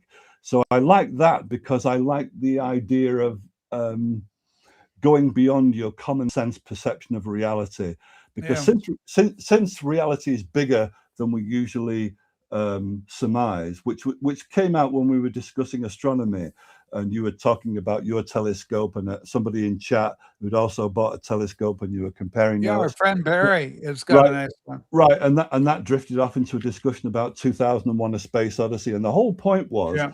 that whatever reality it is, it's bigger than we have so far imagined, and it's bigger than we perceive in our day-to-day chores. So any Yes. kind of art that bends reality in a stylistic way attracts my attention philosophically, because maybe they're getting at something deeper than even they know subliminally. There you Yeah, go. what's that line from Hamlet? The fault in our stars. I love that. The poetry of that. Yeah, and also there is more to heaven and earth than I dreamt of. You know, that line, which I can't quite remember, Yeah. that he talked to Horatio. Yeah. Yeah. So it's to do with, I think it's to do with that, and art, one of art's functions, to get a little closer to the nature of reality, which I think Kubrick was looking for that too. What I like about what Massey was showing earlier, the beauty of Shakespeare is when you watch these Shakespeare adaptations, you quickly learn how much of our language, how much Shakespearean little sayings are still with us today. All's well that ends well. You know, this kind of thing. You go, what? That's Shakespeare? It comes from Shakespeare. And so it's some really quite amazing. It's an eye opener when you first expose yourself to Shakespeare, how much of that language is still in our daily usage. Which I had, It's remarkable. Which I had to do when I turned 18 years old, never having read Shakespeare before, when I did that English A-level night course. And it took me such a long time to figure out that inverted Elizabethan language. But Yeah, once I did that, and once I referred to the glossary enough to understand the Elizabethan terms, I started to appreciate the rhythm of fluency. Yeah. So that's how I got into Shakespeare and read most of Shakespeare's plays because of that. I just loved the rhythm that he had, and I always wonder whether, because these were transcriptions of somebody hearing the play, watching the play live and writing it down. So it makes me wonder how Shakespeare composed that language, whether he wrote it down or whether he heard it in his head first. Where did he get those rhythms? It's the most beautiful thing. The language itself is just, it soars. It's absolutely unequaled in my mind. Yeah, once you get past that what seems like very obstructive Elizabethan language, where everything, like I say, it takes me about 10 minutes of watching a Shakespearean adaptation of film, and they're all great stories, whether it's King Lear or Macbeth or, you know, Hamlet. They're all wonderful. Much Ado About Nothing. Yeah, you know, and there's go ahead, Matt. No, I go ahead. Finish your train of thought. Mine's totally different direction. Well, what are you on to, Maz? We're floating. We're having fun. Talking about DVDs and Beatles, and I think this movie doesn't get a lot of love, and I think it's better than people think it is. That sounds a weird way to Magical Mystery is where you know who no, you know who Julie Taymor is? Julie Taymor. Julie Taymor. She did a recreation of which Shakespeare, a modern day version of Coriolanus. There's a Coriolanus with Titus Andronicus, with take your time. The murder with Jodie Foster, you know, Silence of the Lambs actor. Oh, yeah, I know who you mean. The Welshman. Anyway, he's Titus, but it's a modern version. Anthony Hopkins. She also did The Lion King on Broadway. Okay. She's really great with costumes and surrealism. I'm still listening, Maz. It's just that I have to go for a pee. Across the universe. Okay, you go urinate, and then we're going to go across the universe. This Beatle-esque movie. I think this is fucking. Mazzy. I can't stand that. I love this. You know what I love about it? First of all, what do you do? It's surreal. The music adaptions, they turn the Beatles songs inside out, and the arrangements and the production is by T-Bone Burnett on all these songs. And I absolutely love the cast on this. I think this is better. Yeah, Frida. She directed Frida too. I think this is an excellent movie. The soundtrack, I like the Frida more than I like the Across the soundtrack River. on vinyl goes for several $100s. It's still rare. I did not know that. Yes, but the CD, I don't have the vinyl on vinyl, but I have the CD. It's Yeah. got anyway, I just That's think a rarity. That's one of the exceptions where you put like this something on, that I put this don't. on sometime and just let it go. Like smoke a doob, have a drink, whatever you're I gummy. would need to have a lot of heavy liquor You know, or something for me to It's really that good. on. It's a little bit surreal. The version with this cheerleader that walks to the camera, I think she's a version I Want to Hold Your Hand. It's super slowed down, right? It's super slowed down. So, it's so easy to cover Beatles songs, and most people do it badly. The versions of the Beatles songs, almost all of them. Joe Cocker does a version of Come Together. What would you think if I sang out Yeah, of tune? no, but Come Together by Joe Cocker, one bit on here is amazing. Eddie Izzard does Benefit of Mr. Kite. Interesting. This is an excellent film. It should Wow. get better. Yeah, brilliant film. Look at the people here. The audience gets it. Well, one guy does. In fact, I might watch it after we hang up here. I'm going to watch this and blast it. I need to say something. I need to say something to Rob Walker. I don't know if Rob Walker is still in the chat. Walker, you son of a bitch. You Right. too. Hold me tight. Yeah. This runs the risk of triggering Maz, and I don't mean to. And if it does, it's my fault. It's Fuck not- you. I'm out of here. Oh, it's- they've heard his I'm feelings. going to take a BM. Okay, Rob Walker just put up a new video today or yesterday now, and I left a comment, and Rob won't see the comment, but it's a comment about the print of the painting behind Rob Walker that's always behind Rob, and I was just Oh yes, yeah. I was just likening The it. lighthouse. No, it's not a lighthouse, but I was likening it to two places in Manchester. But Rob won't be able to read the comment because the comment doesn't show up. And the reason the comment doesn't show up, Rob, is because YouTube has a banning on comments that it doesn't like, and the ban usually lasts for like 2 or 3 days or sometimes a week.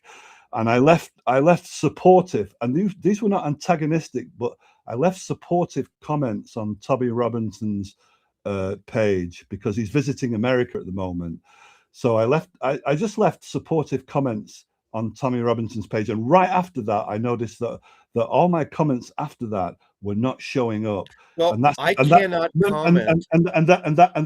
So this is my message to Rob Walker. I did comment, Rob, on your painting, but the reason you're not seeing it is because YouTube has temporarily banned my comments because they're trying to discourage people from supporting people like Tommy Robinson. But I didn't mean for 5 or 6 or 7 years, my comments, Rob Walker and I can never come on each other's videos for some reason. They don't show up. Wow. Why? So you must have blocked each other, man. I didn't block him. I block other people. I didn't block Rob, but he can't comment on my videos. I can't comment on his videos. Well, that only happens if you block each other. Well, So I didn't block him. I think he's a wanker sometimes, but I didn't block him. In the past, well, one of you must. I have met blocked him, the and I other. like Rob actually in person. Right, He's a but that- wanker virtually. In person, he's a nice guy. But that isn't the case with me and Rob Walker, because I left a comment on his last comment just 2 weeks ago, and he responded to that. So that isn't the case there. It's a case of YouTube intercepting my comments because they're seeing me as too subversive. Because I You're suppose subversive, You are you're a some- troublemaker. I hear when I'm not here, you talk about Mazzy's political shit, and you dump on my ass, and that's fine. I don't Maz. take it offense. I know Uh-oh. just because Well, you're wait, wrong wait. and you believe in the fake, all the fake bullshit, and Uh-oh. that Yeah, right wing I fascist listen. shit. I don't Maz, mind. Maz, I still Maz. like you. I like Yeah, you I know. artistically. Yeah, I like you artistically. Yeah, I know. One thing you should know about me, Maz, is that I'm very direct. So if I've got something to say about somebody, I will say it to their face. But I like that. I like the directness. And the best. I like your best- directness, but we have to agree. The best proof of that is that all the time I didn't watch Rachel's Ghost and stayed away from it, you won't find anywhere on YouTube of me criticizing Rachel's Ghost, because I always said if I'm going to criticize Rachel, I'll wait until I'm back on and I'll do it there Well, I've directly. criticized her, but she knows my Yeah, I criticism. know. I get know. into it. So right. She So knows how I so- feel so- about that. The right, other shit. So what I say about you, Maz, I'm very happy to say to your face, so to speak, since we're sharing a screen together. This Punim is that It's adorable. I cannot bear and I cannot stand your politics. I can't bear it. But paradoxically, I like you very much. And you won't know this, but there are plenty of times in comments on other assassination videos where I've defended you quite a lot and took flack for it. So my feeling about you, Maz, is I can't stand your misguided politics, but I like you as a person. There you go. Yeah, I know people can't stand the truth and believe in real things and all this stuff there.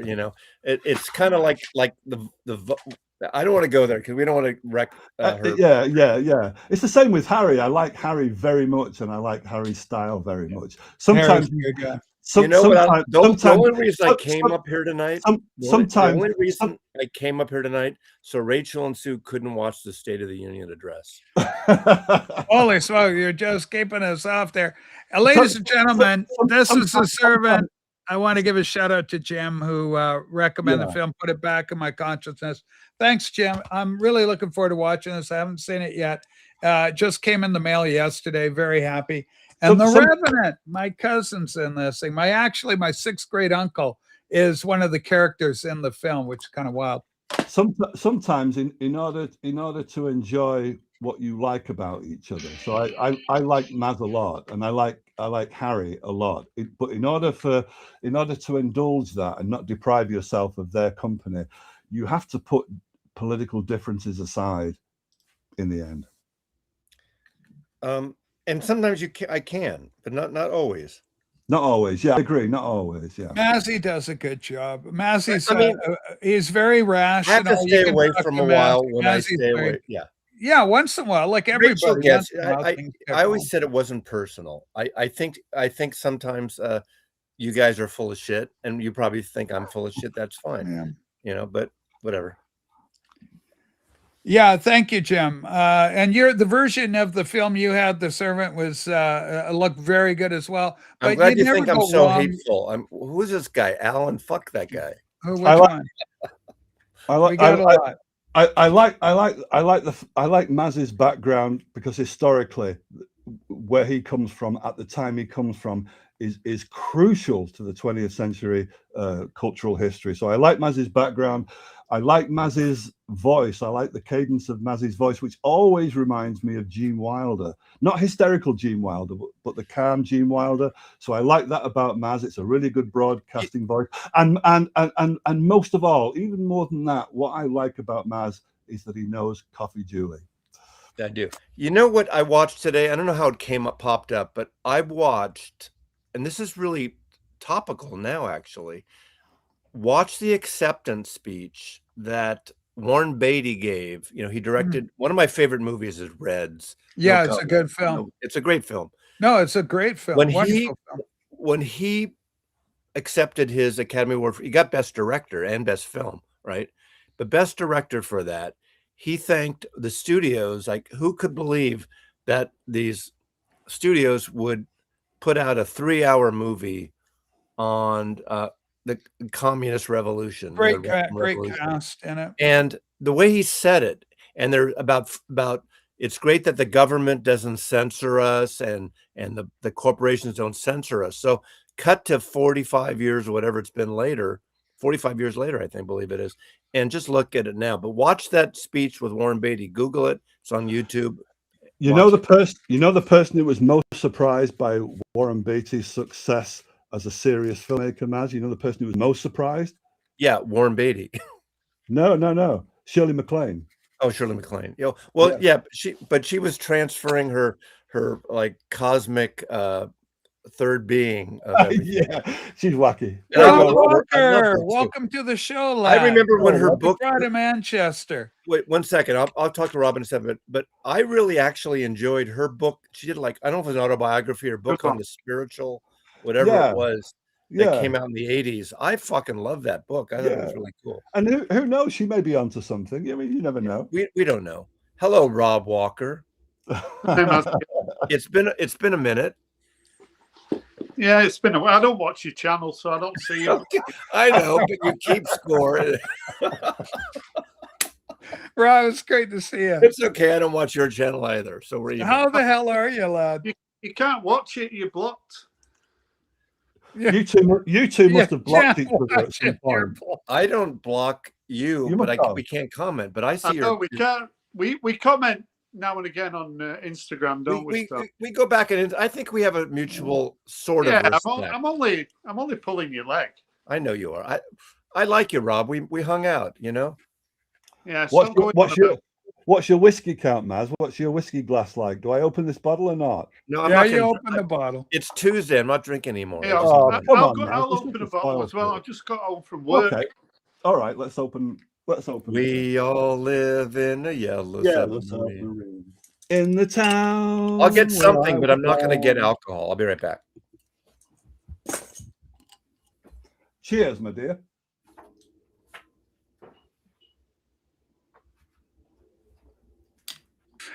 Hey there, everybody. Just having a behind the scenes chit chat with the producer. Always important on these things. So, yeah, Forty, grab yourself another pint if you need. Rob Walker is on hunt. Now, Maz is going out for a pee-pee or something. What's Walker doing? Is he have poo-poo? What's going on? I was talking to Susie. Rob's gone to get a beer. That's why I've opened this. Oh, okay. Okay. I'm gone, everybody. So you might have two. You might have two drunken Mancunians on your hands here. I can deal. I love it. But yeah, it's great. Good, fun topic today, and I like to do different things and shake it up. Plus, I mean, the film did come through. So The Servant, have you ever seen this, Rob Walker? It's called The Servant with Dirk Bogarde. No. It's a lovely English film, and No. it dates to 1963.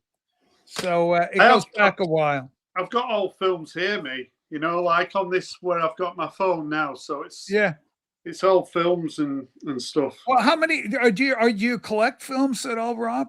Yeah, I've got a healthy collection of films. Yeah. Do you have a favorite film of all time that you would like to tell the children about that they need to learn? The Odd Couple. That's a classic. Yeah, that's my favorite. I like this as well. These are most of my favorites here. I like Bullet as well. Yeah, Bullet. I've got a copy of that. Yeah, Bullet. You got to have Bullet. Look, it's worthwhile. If you stay on Bullet for a second, Rob. Yeah. If you they were looking around for a director to make Bullet, and Steve McQueen happened to see a film called Robbery, which was a British film directed by Peter Yates, who was a British director who was schooled in episodes of things like The Saint and Danger Man. So he was a UK director, and Robbery opens with a 4-minute car chase where the cops are chasing robbers. There's no dialogue in the first 4 minutes. It's helter-skelter car chase. Steve McQueen saw that film and said, "That's our guy. Get him over here." And that started Peter Yates's career in America. You know, it's funny. The classic Bullet car chase is heralded and loved and highly regarded, and yet when you watch that scene, the reuse of clips over and over and over again during the course of it becomes unintentionally humorous to a modern audience observer of it. But also when you live there, he turns a corner, he's on Russian Hill, and all of a sudden he turns a corner, it's across on Potrero Hill. But that's because that's your like, town. That's like The Graduate when Dustin Hoffman is going to Berkeley to see at the end to see Catherine. What's her name? She got married. He's crossing on the top of the Bay Bridge, which goes into the city, not to Berkeley. So it's no one knows unless you're. Because of Bullet and the use of the stuff, we all know it. You know what I'm saying? I love the fact that Maz knows that experientially, so he can watch the film and he can tag those things. It could be the same as some London film. You guys would get it in Manchester if there's Manchester flick. All the streets. Well, that's the point. That's the comment I put on Rob Walker's video yesterday when the painting. We can't see it behind Rob now, but there's a painting that's usually behind Rob when he does his presentations. And I was trying to. Isn't that the Lighthouse one? I thought. No, it's not Lighthouse. I was trying to guess what street it was, and I said it it did look a lot like an alleyway which has been bulldozed by the Arndale Centre. But if you look at a 1959 Hammer film called Hell is a City, starring Stanley Baker, it was shot entirely in Manchester, and the first 5 minutes there's a robbery of a van, and it takes place in that alleyway that's no longer there, and it looks very much like Rob's painting. So I put that in the comment. Yeah. Rob, do you have a favorite period of art in terms of actual painting and that sort of thing? Yeah, I like Van Gogh. Me, obviously, Van Gogh. Van like, Gogh, yeah. Literally said Van Gogh, Max. David Hockney, and You're stealing from Woody Allen there, Maz. yeah, this guy. I've got, Why not? Steal from the best, right? Twins, Max. Oh, Andy Warhol, of course, yeah. Yeah, I've got over 100 art books. Really, Rob? Yeah. That's that you surprised me again. Yeah. I shouldn't be surprised, but I think it's a great thing. Rob Walker's hairstyle itself is a work of art. I think. Well, it is a work of art. He I like looks like, Frank Frazetta for modern. I'm watching the work of Frank Frazetta. Jack Kirby, comic book artist, my guy for comic books. But Neil Adams, of course. I'm a John big fan. Buscema, I'm a big love all fan of those guys. BBC British detective. Hi, I'm D.I. Maslov and all that. D.I. Yeah. I'm watching right now because I never saw it. I saw the original and the American copy, which is actually both pretty good. Life on Mars. I'm watching Ashes to Ashes with Keely Dawes. There you go. Yeah. And his letters, yeah. Have you seen the film where they've had artists, loads of different artists do like a Van Gogh sort of I think I've got it here somewhere. I don't know. My ears started hurting now. But the best documentary I ever saw was an art documentary by Robert Hughes in 8 episodes, 1 hour apiece, called "The Shock of the New," 1980. Oh yeah, I had there's a book of that too. Brilliant. Yes, there is. Okay, here we go. Vincent, Loving Vincent, it's called. Have you seen this? It's an animated masterpiece. Interesting. Yeah. That looks interesting, Rob. Yeah. So. Yeah, cheers. So, and of course, I love Hergé's, his art style, beautiful, and because he put a lot of effort into recreating. You're talking about your machine age artwork, 4D.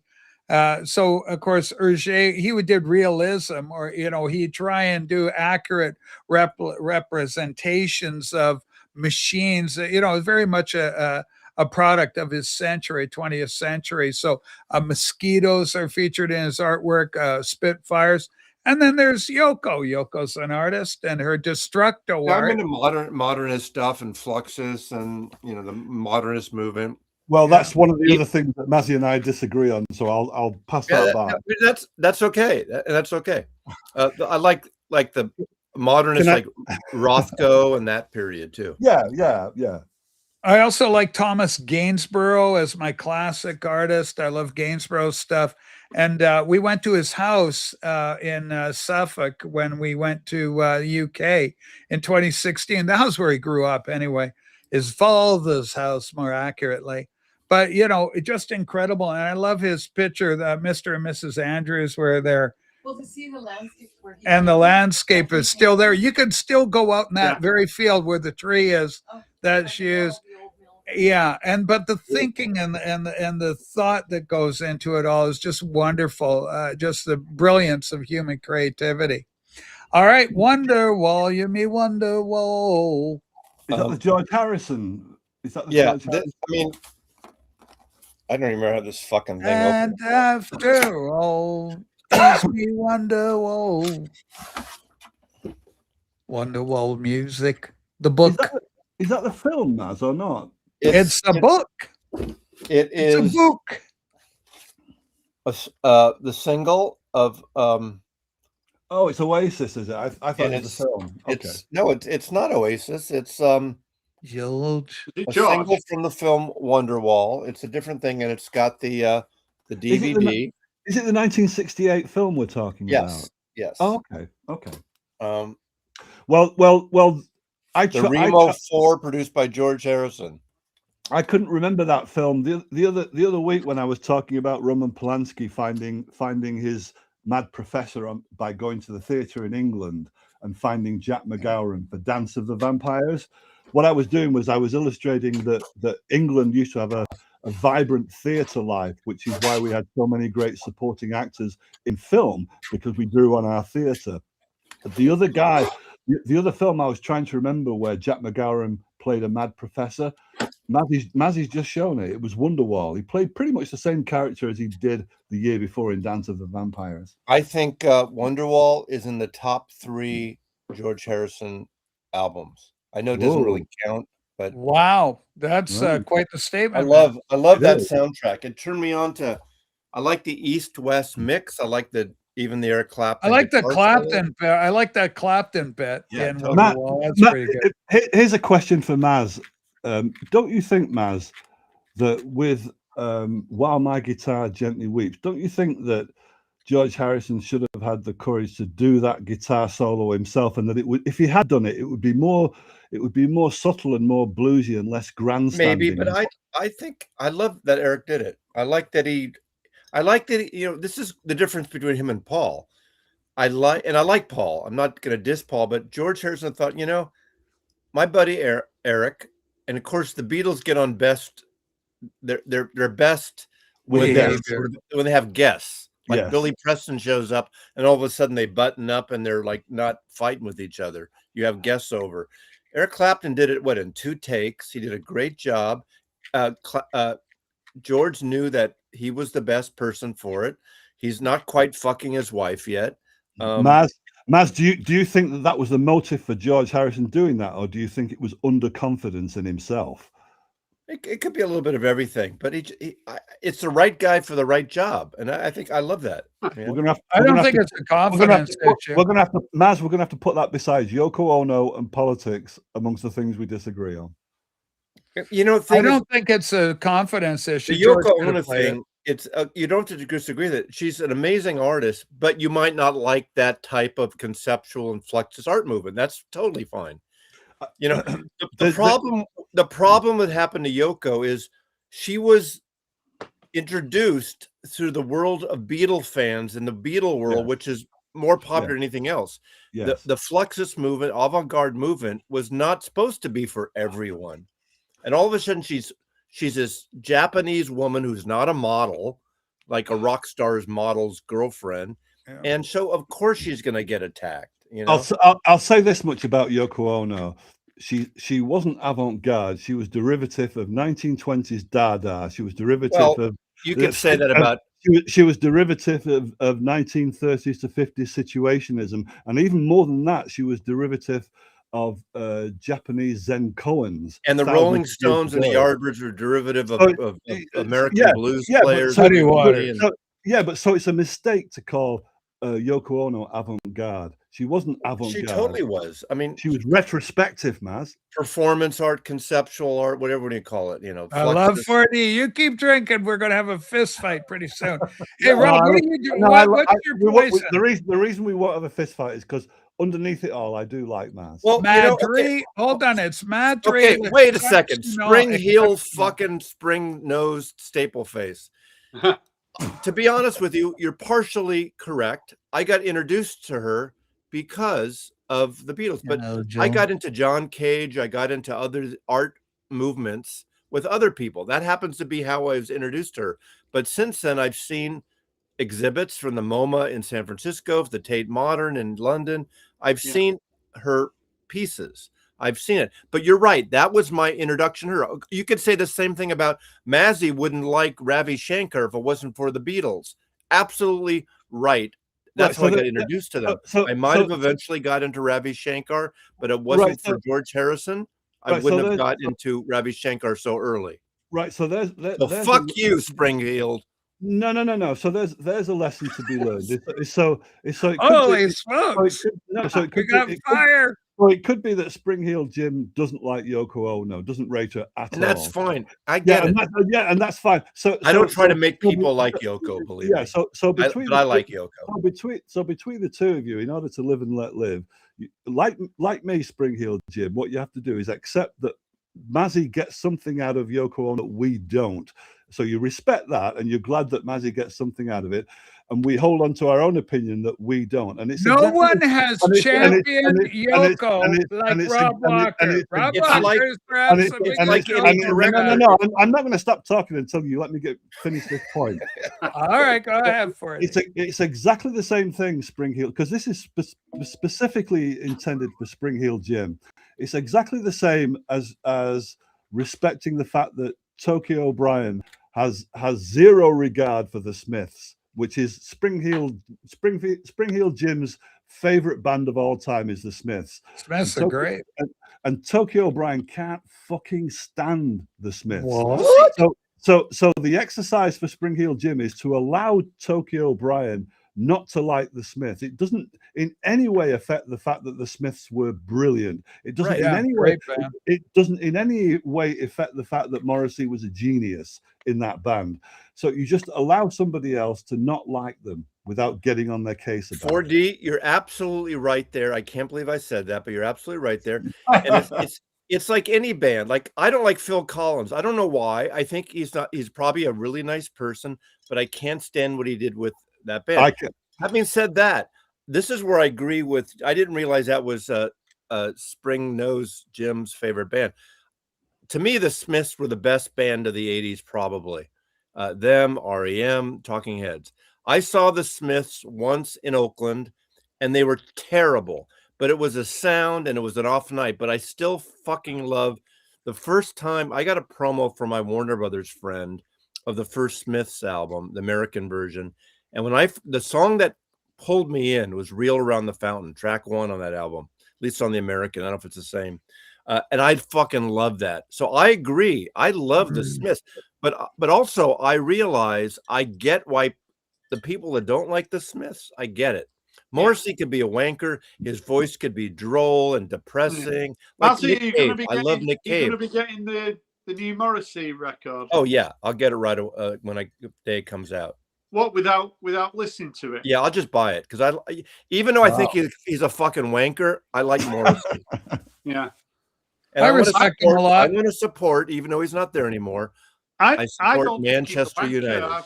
I think he's 100% correct on most things. Well, I don't care about it. I forget the politics. Just fucking showing up at shows. I'm not talking about politics. I just you said think he's right for not showing up half the time at shows? Yeah, but that can happen, can't it? It can happen a lot with Morrissey. Yeah, but when you go and see Morrissey, you know that could happen. So it's Russian roulette. Fair enough. And fair enough. Not like he's never done it. Are you going to get the record?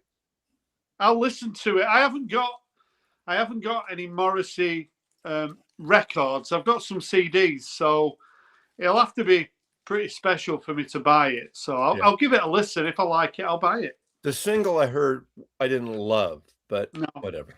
But I did because I watched Rob Walker's latest video, which came out yesterday.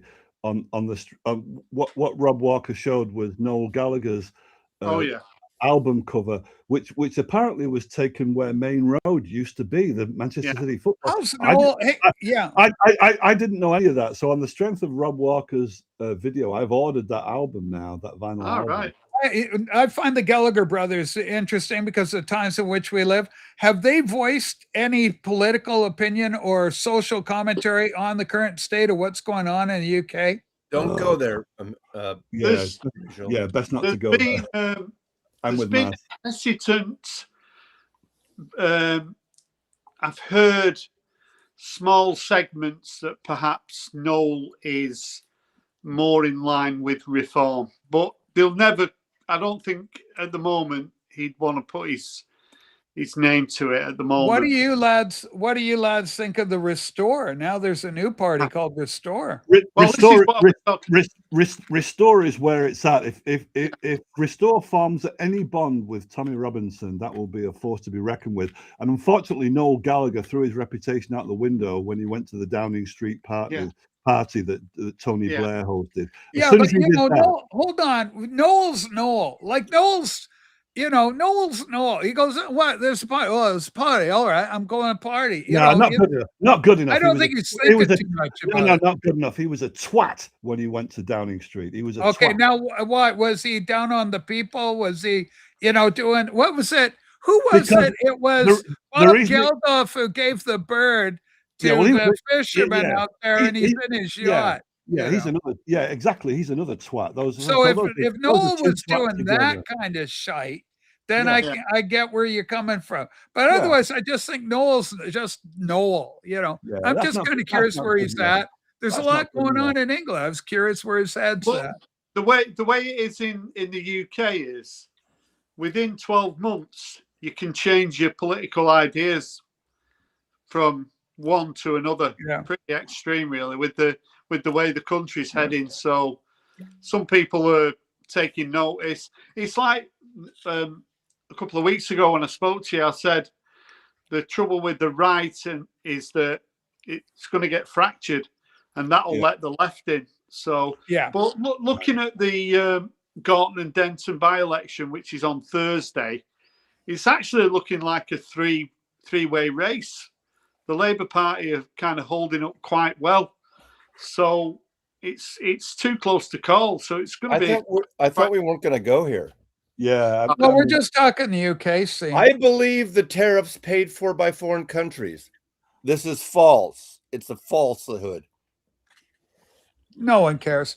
The whole thing is Except the people who paid $2,000 more a year for shit. I there think you we go. should. Vote, I get think- your guy in next time, or your we- girl, whoever you get.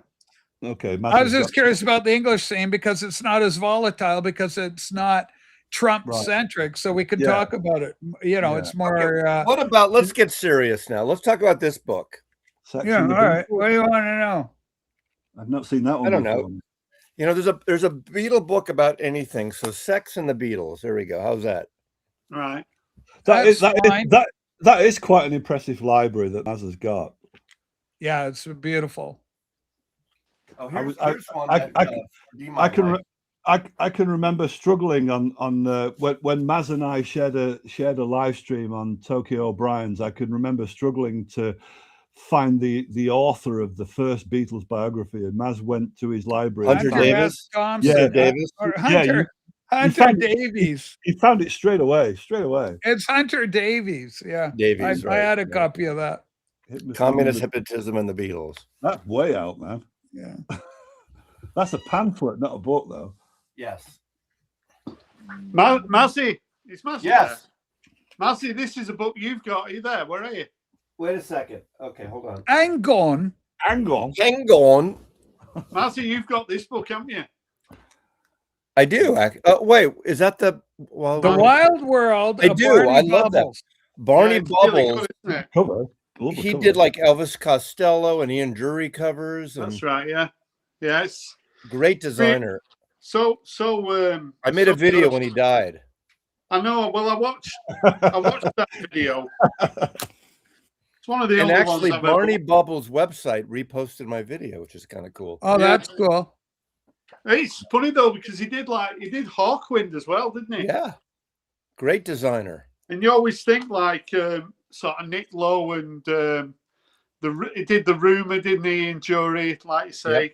I mean, he did Armed Forces, Elvis Costello with the elephant. Yeah. Well, he did, I'm a big he did fan of that- the British he did that designers. down Like, as well, like neat. I'm a Hang big on. fan. Here we go. Yeah, I'm a big fan of the British designers like Von Oliver, who did all the 4AD covers. Yeah. Do they do any of the rock pile stuff? Rockpile, maybe, yeah. Yeah, Rockpile, yeah, would have He done did Rockpile. Yeah, this is a good book. Because when I bought it, I thought, I wonder whether anyone's shown this on YouTube. And trust it to be you that's bloody showing it. I know. It takes a fucking American to bring it back to you. I know. Hey, So Springheel, David and I, when we did our Beatles book, we stayed at Alan Williams' house in Liverpool. Good Welsh name. Talk about someone who's anything for a buck. You Yeah. stay at his house, he charges you. You take him out to these the private clubs. Him and Lord Woodbine we went to this private club in Liverpool, one of those house bars, whatever they're called, I don't know. And he says, a Liverpool custom, you buy the first round. So we buy him a first round. And then he says, Liverpool custom, you buy the second round. So, did he charge you for staying at his house, Maz, as well? Absolutely. Absolutely. I know. We'll show the pictures, Rob. There we go. Have you got that? Have you got that one with the guy stuck there? Have you got that record? I have the one on the top left there. Yeah, I've got that one. It's a rumor, isn't it? It's a rumor. That one on the lower line could be machine. You know, Alan Williams, it didn't charge a lot, but yeah, he charged us and he showed us around. We hung out with him. We went to a Beatle fest type thing in Sheffield. Elvis Costello. There we go. Yeah, there you go. Elvis the Attractions. That's a great book. That's a great book. It's a great album cover, and it's got the they put the circle wear on the record wear on the album cover. Well. Yeah. Yeah. You know, Roger Dean is great if you like that prog shit. Well, independent of the prog stuff, he's just a good artist. I think Barney Bubbles, though, I think he died relatively poor. I think he fell in bad times. Roger Dean? No, Barney Bubbles. Oh, Barney Bubbles. Yeah, Dean's still living, knock wood. Yeah. You know who knows all about that stuff is David Ellis. You know David Ellis. Yeah. We hung out with David. He's a designer, and he knows all those guys that worked on a lot of that stuff. Right. Well, there are a lot of artists who die in poverty and then are rediscovered later on, and now their work is worth fucking millions. Van Gogh is a case in point. Yeah, yeah. Well, Basquiat. Yeah, so many. Yeah, have you got any plans to come over to Europe again, Mazzy, or is that it? I don't have any initial plans. And, you know, I need no, I don't. Needs money first. Because have you been to the Van Gogh in Amsterdam? Yeah, but like I 40 years ago. Yeah, but it won't have changed that much, Mazzy. You know what I mean? No, I went to that. I went to the Heineken tour, Heineken factory. Yeah. There's no new pictures up now. You know what I mean? There's no new work. There's no new work. What year, Maz, did you go to the Van Gogh Museum? Well, I first went in 1978. No, that's no good. Did what year next did you go to it? Did you go to it again? 1980. I was there in 82. Yeah, right. And then I went to England in 80. I went to England in 82. Yeah, and I didn't go until 2002 for the is it 2002, I think, for the concert for George, and then I went over for that. Right. And then I went it's funny, I went to England 3 years in like 3 times in about 5 years. 2002, 2004 for my 50th birthday. I took my family to London. And then 2005, my buddy Ron and I went to the Cream reunion at the Royal Albert Hall. Wow, that'd be great. Yeah. And then I haven't been until like 2 years ago, whatever it was. You know. Well, you're in for a surprise. I will say with all the group of guys, Rob Walker included, I had a fucking great time. It was really great. Yeah, because it is fun. Yeah. Mazzy, when we kind of embrace when we left each other, I wouldn't like to think that's the last time I'll see it. What the funniest part though, you know, I run into Rob the next day. We're at this pub, and we're sitting at the pub, and this woman starts staring at us. This woman is staring at us, and apparently she just watched my video. She's an American. She watched our video and recognized Rob and I in the pub. Yeah. She still follows. She still comments on Instagram. She follow you on Instagram, that lady. I don't remember her name though, unfortunately. Yeah, she follows me on Instagram. Of course she does. Yeah. Did you date her after that? No, I didn't. No, I'm losing my touch. Yeah, that happens. But not your hair, so we're all happy. No, but it was pretty. It was pretty great walking down the stairs. It's a disaster. It's something that Mazzy will never have to worry about, or 4D. But exactly. So a guy's been cutting my hair for like probably over 30 years. So I go maybe every 8 weeks, and I really want to go and get my hair cut. And he's had the shutter down for about 4 weeks now. So it's looking like I'm going to have to find a new barber, and it's So not why, like what's the shutdown? Any reason? Any I don't sign know. there? Gone Is he- It's fishing? probably some lefty commie reason, you know. No, Holy smokes. no, he's got his head screwed on. He agrees with me. So, but I can't Lad, ask a lad. 4D because obviously he doesn't. He probably does his own hair, D4D. I've not had any hair to cut for many years, Rob. And me too. I have no desire. I'm glad I don't have it. But Also, big shout out to Dagan also for spoiling me on my birthday. Everybody did. Everybody was so great. VU meters, everything. But I just earlier I was trying to remember who it was, and it was John. Despite the So lack of thank you, paper. John. Appreciate what's it. great about the London trip. So Saturday, a bunch of us hang out, a dozen or so, 14, and then went down depending on the day. David Donnelly and Michelle left early, and Yeah, you know, I already mentioned we that. went to some shit ass, the worst Chinese restaurant, and Rob, to his credit, like confronted them on overcharging us. Okay, that's fine. And then we ended up at the pub where Jack the Ripper picked up a couple of his victims. I don't remember the name of it in London. Right? Can we That just was go? great. Can we just go back to Rob complaining about overcharging? Because is there Well, a story he from was that? right. I just wanted to move I on. went mad, didn't I? Remember? You were totally right. You're totally Nobody were going to say anything, and I no. kicked The off. problem was it was a shitty. Who brought us? Who brought us there again? Who brought us there? But what Rod Barker was doing there was following in the trail of the Beatles, because the first time they went to London in New Year's Eve to go for an audition, they were so outraged at the prices in restaurants for meals and even just a coffee that they complained in exactly the same way that Rob did. So North-South divide. They were taking the mickey. They charged us like about 180 quid, and it should have been about 110. Yeah, London. And they were all going to pay it. And I'm So like, 4D, if Mazzy gets anywhere near Manchester, and would you be part of a social group thing where everybody went out to the pub? If he paid me, I would leave the house. Yes. What, Matt? Is Mazzy going to have like a Guinness or a cup of coffee? You know what he's going to do? You know, it was great, but the next day after that, I'm going to record stores again, and I'm in Soho, and I walk down the stairs at Sister Ray, and literally Rob is looking at bins, and I stand right next to him. We look at each other, and there's love at second sight. You know, I we hung out it. the whole day. It was really. He said, "I knew I'd run into you." He kind of like was so great. The next day, I think it was the next day, maybe. I hooked up with John 6-inch and his friend he was staying with. Yeah, out it was in the other way Greenwich. around. He hooked up with John on the Sunday and with me on the Monday. Okay, Yeah, but that's Maz, what it was. but Okay. Maz, we went to Greenwich. Maz, you took Rob Walker across the zebra crossing at Abbey Road.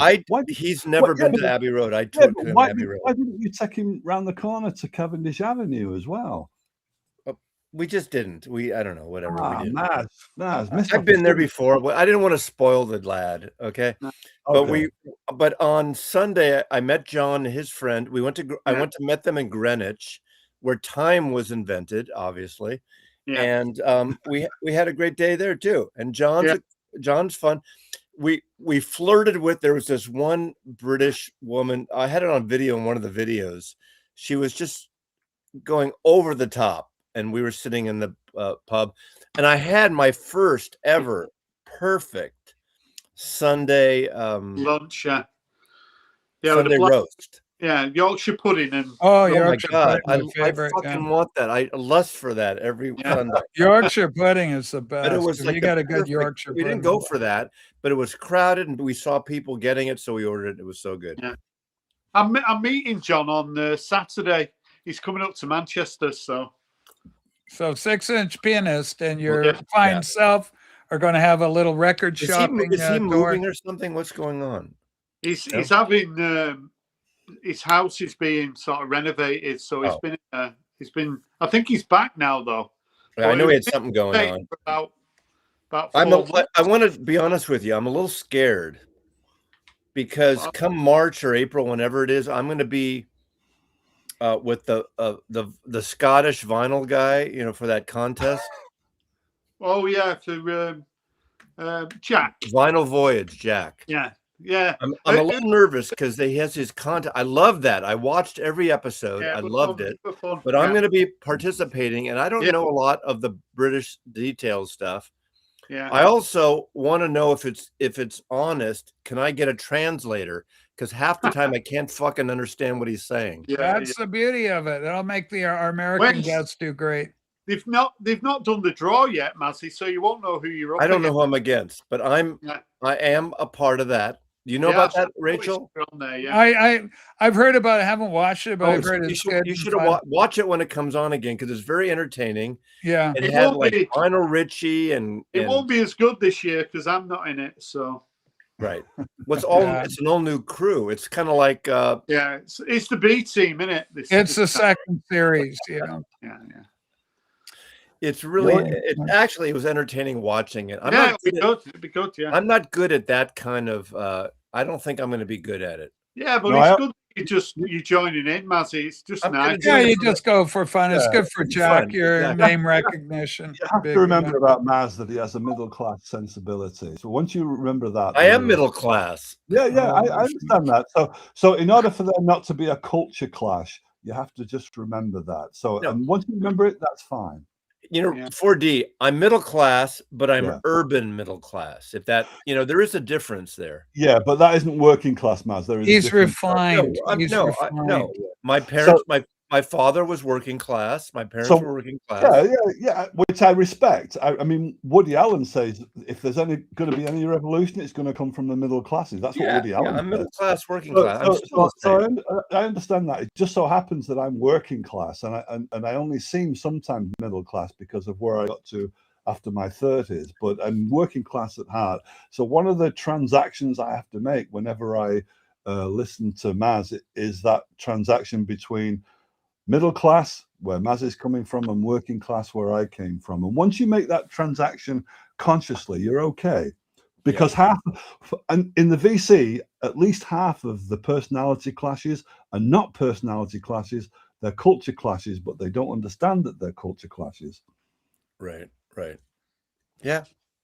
All right, Rob Walker on the hunt for something in there. You know what's the old interesting? collection. Okay, this is a good 4D conversation because I mean 4D is like I consider him an artistic intellectual, and I think we have a commonality interest, at least. If I don't know what he knows, he might know what I know, and vice versa. Right. I think Rob, in my education, I got a decent education, but I didn't apply myself, and I skated through it. I remember going, when I got out of college, I graduated. I went to Europe, did the Eurail Pass and all around. And that was the first time where I started reading all these books that Americans should read on the road. And I remember being in the trains, reading everything from Hemingway, Gertrude Stein, the On the Road Patriot type of things. Yeah. That's when I started reading more than I think I should have read in college or high school, and I never did. Yeah. And I started like a thirst for all this stuff and being in the places and going to Spain and going to the south of France. You did the grand tour. You're doing the grand tour. And that's your life journey, Maz. So people who have a culture clash with you, such as me, the way to get past that is to respect that you had your own life journey. And so as soon as somebody indulges that and they get where you're coming from, they can allow you to be who you are while they are who they are. Yeah. All right, wise words. Let's respect Rob Walker. Let's allow him to be who he is. Yeah. The luckiest man in America. The luckiest man in America? That looks like your father. Original John Carroll Kirby. Have you seen it? New to me, Rob. Yeah. It's this is really good. It's quite sort of jazzy and funky. So it looks like your fucking father. Is it new, Rob? What year is that? Brand new. It's brand new. Oh, okay. That's why it looks like you're going into the future. That's you in the future. Really? Okay, Mazzy sees a strong similarity. I'm so good looking. That's definitely not me. Well, it's got that blonde hair. That is actually quite disturbing.